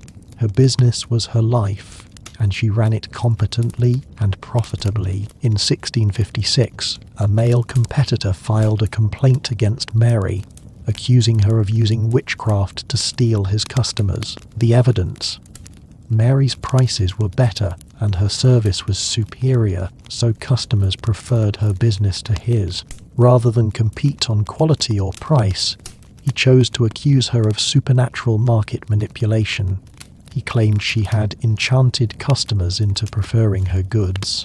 He suggested she had made dark pacts to ensure her business success. Mary Lee defended herself successfully. The charges were eventually dropped, possibly because other merchants recognized the accusation as a transparent attempt to eliminate competition. But the case illustrates a pattern. Women's business success was frequently attributed to witchcraft because it was easier to believe in supernatural intervention than to accept that women could be successful entrepreneurs. Let me introduce you to Catherine Caro, whose story comes from German records, analyzed by Professor Lyndall Roper. Catherine was a successful brewer in Augsburg in the early 16th century. Brewing had traditionally been women's work. Brewsters were common in medieval Europe, but as beer production became more profitable, male guilds began trying to exclude women from the trade. Catherine resisted. She had inherited her brewing business from her mother and had built it into one of the largest operations in the city. The Brewers Guild filed multiple complaints against Catherine, trying to shut down her business on the grounds that she was unlicensed. She fought back legally, arguing that her family's traditional rights predated the guild's formation. She won several legal battles, maintaining her right to brew and sell beer, but legal victories made her powerful enemies. In 1523, Catherine was accused of witchcraft. The charges included using magic to make her beer more intoxicating and addictive than competitors' beer, enchanting customers to prefer her products, and causing rival brewers' batches to spoil. What was really happening? Catherine was probably just a skilled brewer making a quality product. Maybe her recipe was better. Maybe she paid more attention to sanitation and temperature control. Maybe she had better business practices, but her competitors found it easier to accuse her of witchcraft than to improve their own products or practices. Catherine Caro was arrested and interrogated, but never brought to full trial. She had enough money and influence to hire lawyers and delay proceedings until the political climate shifted, but she was forced to close her brewery and leave Augsburg. Her business, built over generations, was destroyed. Other women brewers saw what happened to Catherine and got the message. Female business success is dangerous. According to Professor Judith Bennett's research on women in the medieval and early modern brewing industry, the percentage of brewers who were women declined dramatically during the witch hunt era. In 1300, approximately 78% of brewers in England were women. By 1600, the percentage had dropped to less than 10%. The exclusion of women from a profitable industry coincided with the witch hunts, and Professor Bennett argues this wasn't coincidental. Accusations of witchcraft were used systematically to drive women out of business. The same pattern appears in other trades. According to Professor Mary Wiesner Hanks, women's participation in skilled trades, commerce and business declined significantly during the 15th through 17th centuries, precisely the period of the witch hunts. Women were pushed out of medicine, driven out of commerce, excluded from guilds, and prevented from practicing skilled trades. Accusations of witchcraft were one tool among many used to accomplish this exclusion. Let me share one final story from New England this time. Her name was Anne Hibbins, and she was executed for witchcraft in Boston in 1656. Anne's story, documented by Professor Carol Carlson, perfectly illustrates the danger of female economic competence. Anne was the widow of a successful merchant. When her husband died, he left her a substantial estate, and Anne took over managing the business interests. She proved to be extremely competent. She negotiated shrewd deals, collected debts, and managed investments successfully. But Anne made a fatal mistake. She won a public dispute with a male carpenter over the price of work he'd done on her house. She argued that he'd overcharged her and took the dispute to arbitration. She won. The arbiters agreed the carpenter's bill was excessive and reduced it. Anne had been right, and she'd been publicly vindicated, but she'd also humiliated a man in a business dispute, and she'd demonstrated that she understood contracts and pricing well enough to challenge a craftsman in his own trade. Within a year, Anne Hibbins was accused of witchcraft. The specific accusations were vague, causing illness, appearing in people's dreams, making strange noises, but underlying all the accusations was a clear message. This woman is too competent, too successful, too confident in business matters. She doesn't know her place. She must be a witch. Anne Hibbins was hanged on the 19th of June, 1656. Her crime was being better at business than the men around her. Here is what the data shows according to Professor Lara Apps and Andrew Gow's statistical analysis. Women who had won legal disputes against men were 4.1 times more likely to be accused of witchcraft within the following 2 years than women who had not been involved in legal disputes. Winning an argument, winning a case, successfully asserting legal rights. These victories made women vulnerable. Professor Carol Carolson's research on New England witch accusations reveals that the majority of accused women had some form of economic independence or success. They owned property, ran businesses, had inherited money, or earned income independently. In fact, Carlson argues that economic independence was the single strongest predictor of witch accusations in colonial New England. The women killed at Salem weren't random targets. They were disproportionately women with property and economic autonomy. Think about what was lost when we killed the businesswoman. Think about the female merchants who were driven out of trade, the Brewsters who abandoned their craft, the entrepreneurs who hid their success, the women who married men they didn't love because remaining single and successful was too dangerous. Think about the economic knowledge, the business acumen, the entrepreneurial innovation that was destroyed because it existed in women. Now, for the last time, ask yourself, are you financially independent? Do you run your own business or work for yourself? Have you achieved financial success? Do you earn more than your partner or earn well while single? Do you make financial decisions independently? Are you good with money, investments, or business strategy? Have you ever won a dispute over money or contracts? Do you take pride in your financial competence and independence? In the world of witch hunts, these achievements could have killed you. The modern parallels persist. According to research by Professor Marianne Bertrand, successful businesswomen still face social penalties that successful businessmen don't face. Women who out-earn their husbands experience higher divorce rates. Women who negotiate assertively are penalized in ways that men are not. Women entrepreneurs receive significantly less venture capital funding than male entrepreneurs, even when their businesses show identical metrics. Research by Professor Laura Huang shows that venture capitalists ask female entrepreneurs questions focused on preventing losses, while they ask male entrepreneurs questions focused on achieving gains. The underlying assumption is that women's businesses are risky and need to prove they won't fail, while men's businesses are promising and just need to demonstrate their upside potential. A 2021 study in the Harvard Business Review found that successful women in business are described using the same language that was used to describe witches: threatening, aggressive, intimidating, difficult, and unnatural. They had essentially invented the system that treats female financial success as suspicious,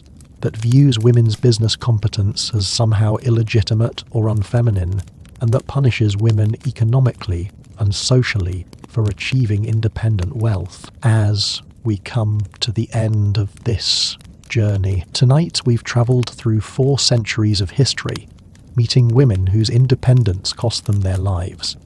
We've seen how being educated, outspoken, financially successful, medically knowledgeable, spiritually autonomous, or simply refusing to marry could mark a woman as a witch. We've watched as normal human traits, intelligence, independence, competence, confidence, were reframed as evidence of supernatural evil when they appeared in women. But here is what I want you to understand as you drift off to sleep.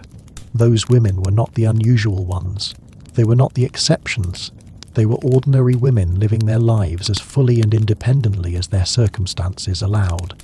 The tragedy is that ordinary female independence was considered extraordinary, threatening, and criminal. According to Professor Brian Levack's comprehensive research, the 110,000 witch trials and 60,000 executions represent only the official, documented cases. Professor Robin Briggs suggests the real numbers might be twice as high, with countless women killed in unofficial actions, lynchings, and mob violence that were never recorded. Professor Anne Barstow's work suggests that if you include women who died during interrogation, in prison, or from injuries sustained during torture, the death toll could exceed 200,000. But even these staggering numbers don't capture the full impact. For every woman executed, countless others lived in fear. Women hid their knowledge, suppressed their intelligence, abandoned their businesses, married men they didn't love, stayed silent when they should have spoken, and made themselves small to survive. The witch hunts succeeded in their goal. They terrorized multiple generations of women into submission. Professor Sylvia Federici argues that the witch hunts were a crucial turning point in Western history, the moment when female independence was systematically crushed to make way for early capitalism and the modern patriarchal family structure. She suggests that the persecution of independent women was not an unfortunate side effect of religious hysteria, but a deliberate policy designed to establish male control over women's bodies, women's labour, and women's economic power. Whether or not you accept Federici's complete analysis, the evidence is clear. The witch hunts targeted independent women, and they succeeded in creating a culture of female submission that persisted for centuries. We're still recovering from this cultural trauma. We're still fighting battles that should have been won 300 years ago.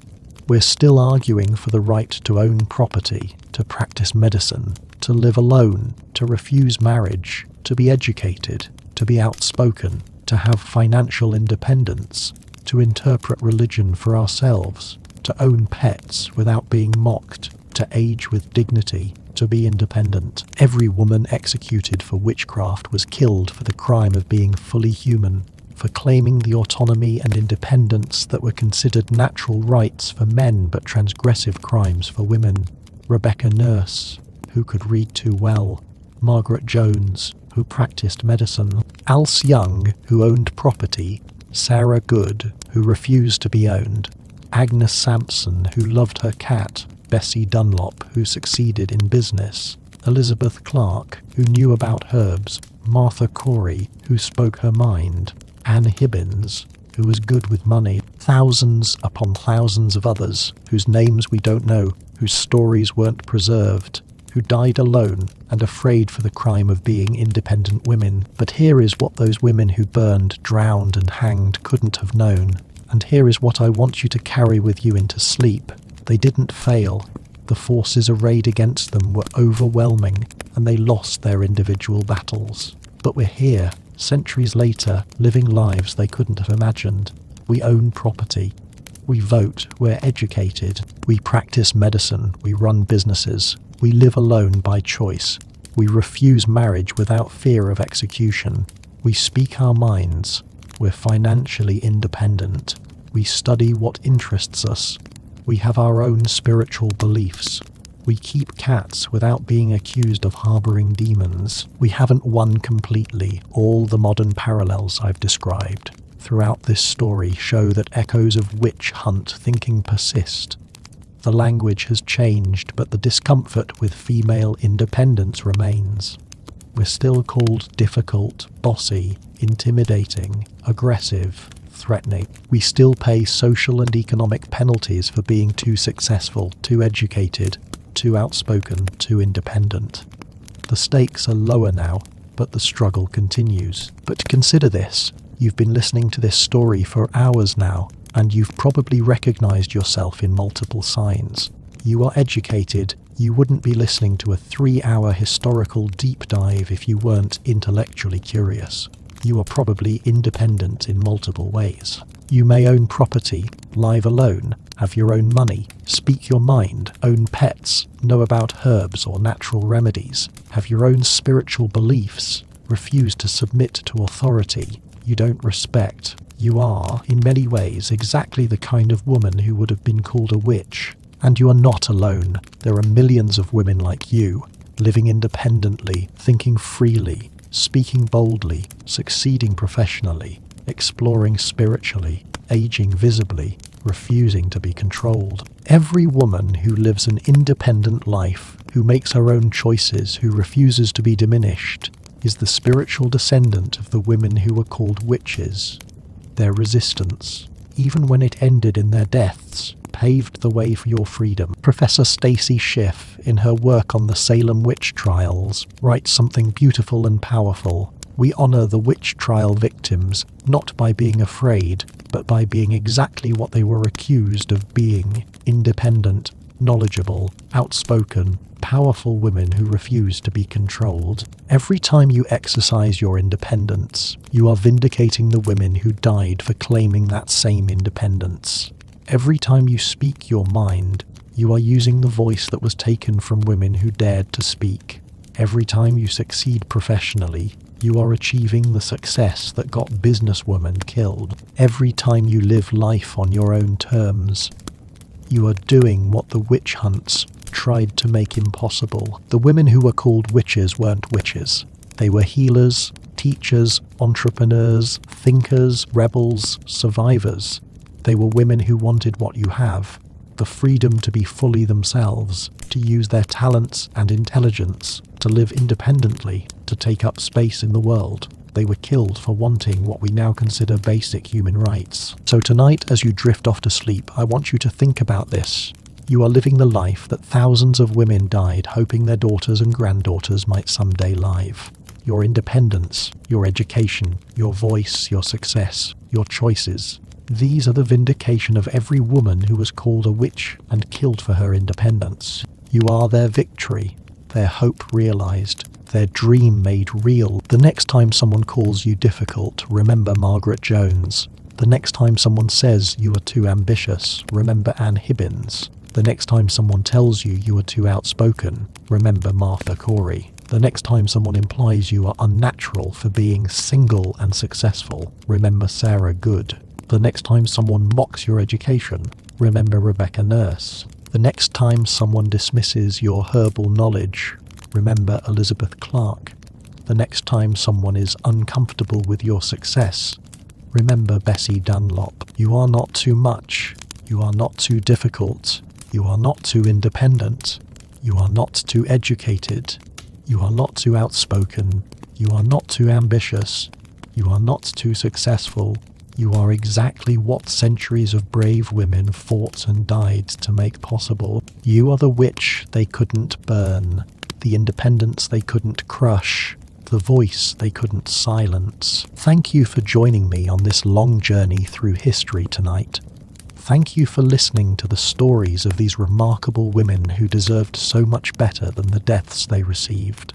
Thank you for being the kind of person who spends hours learning about the struggles of women who came before you. That curiosity, that empathy, that desire to understand, these qualities honor their memory more than any monument could. Tonight, as you drift off to sleep, I hope you'll remember that your independence isn't just personal, it is political, it is historical, it is revolutionary.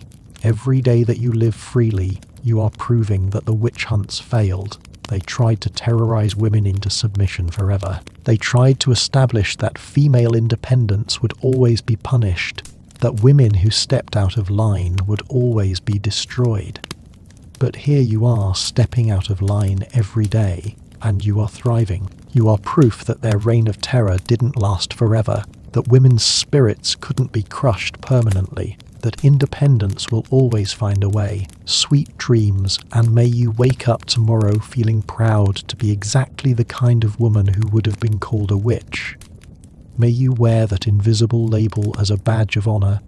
May you recognize it for what it truly was, a word used to criminalize female excellence, independence, and power. May you live your life so fully, so freely, so independently that every day is a quiet revolution, a small victory in a long war, a vindication of every woman who died for the crime of being remarkable. The women we've met tonight, Rebecca, Margaret, Sarah, Martha, Anne, Bessie, Elizabeth, Alice, Agnes, Ursula, and thousands more whose names are lost to history.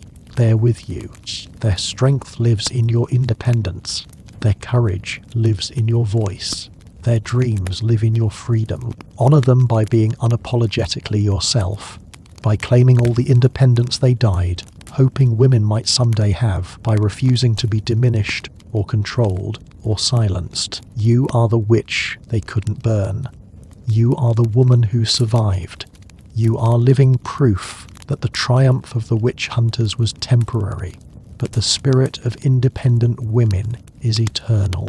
Never forget that. Never let anyone make you forget that. Sleep well, dream sweetly, and wake up ready to be dangerous, difficult, independent, and free. Good night.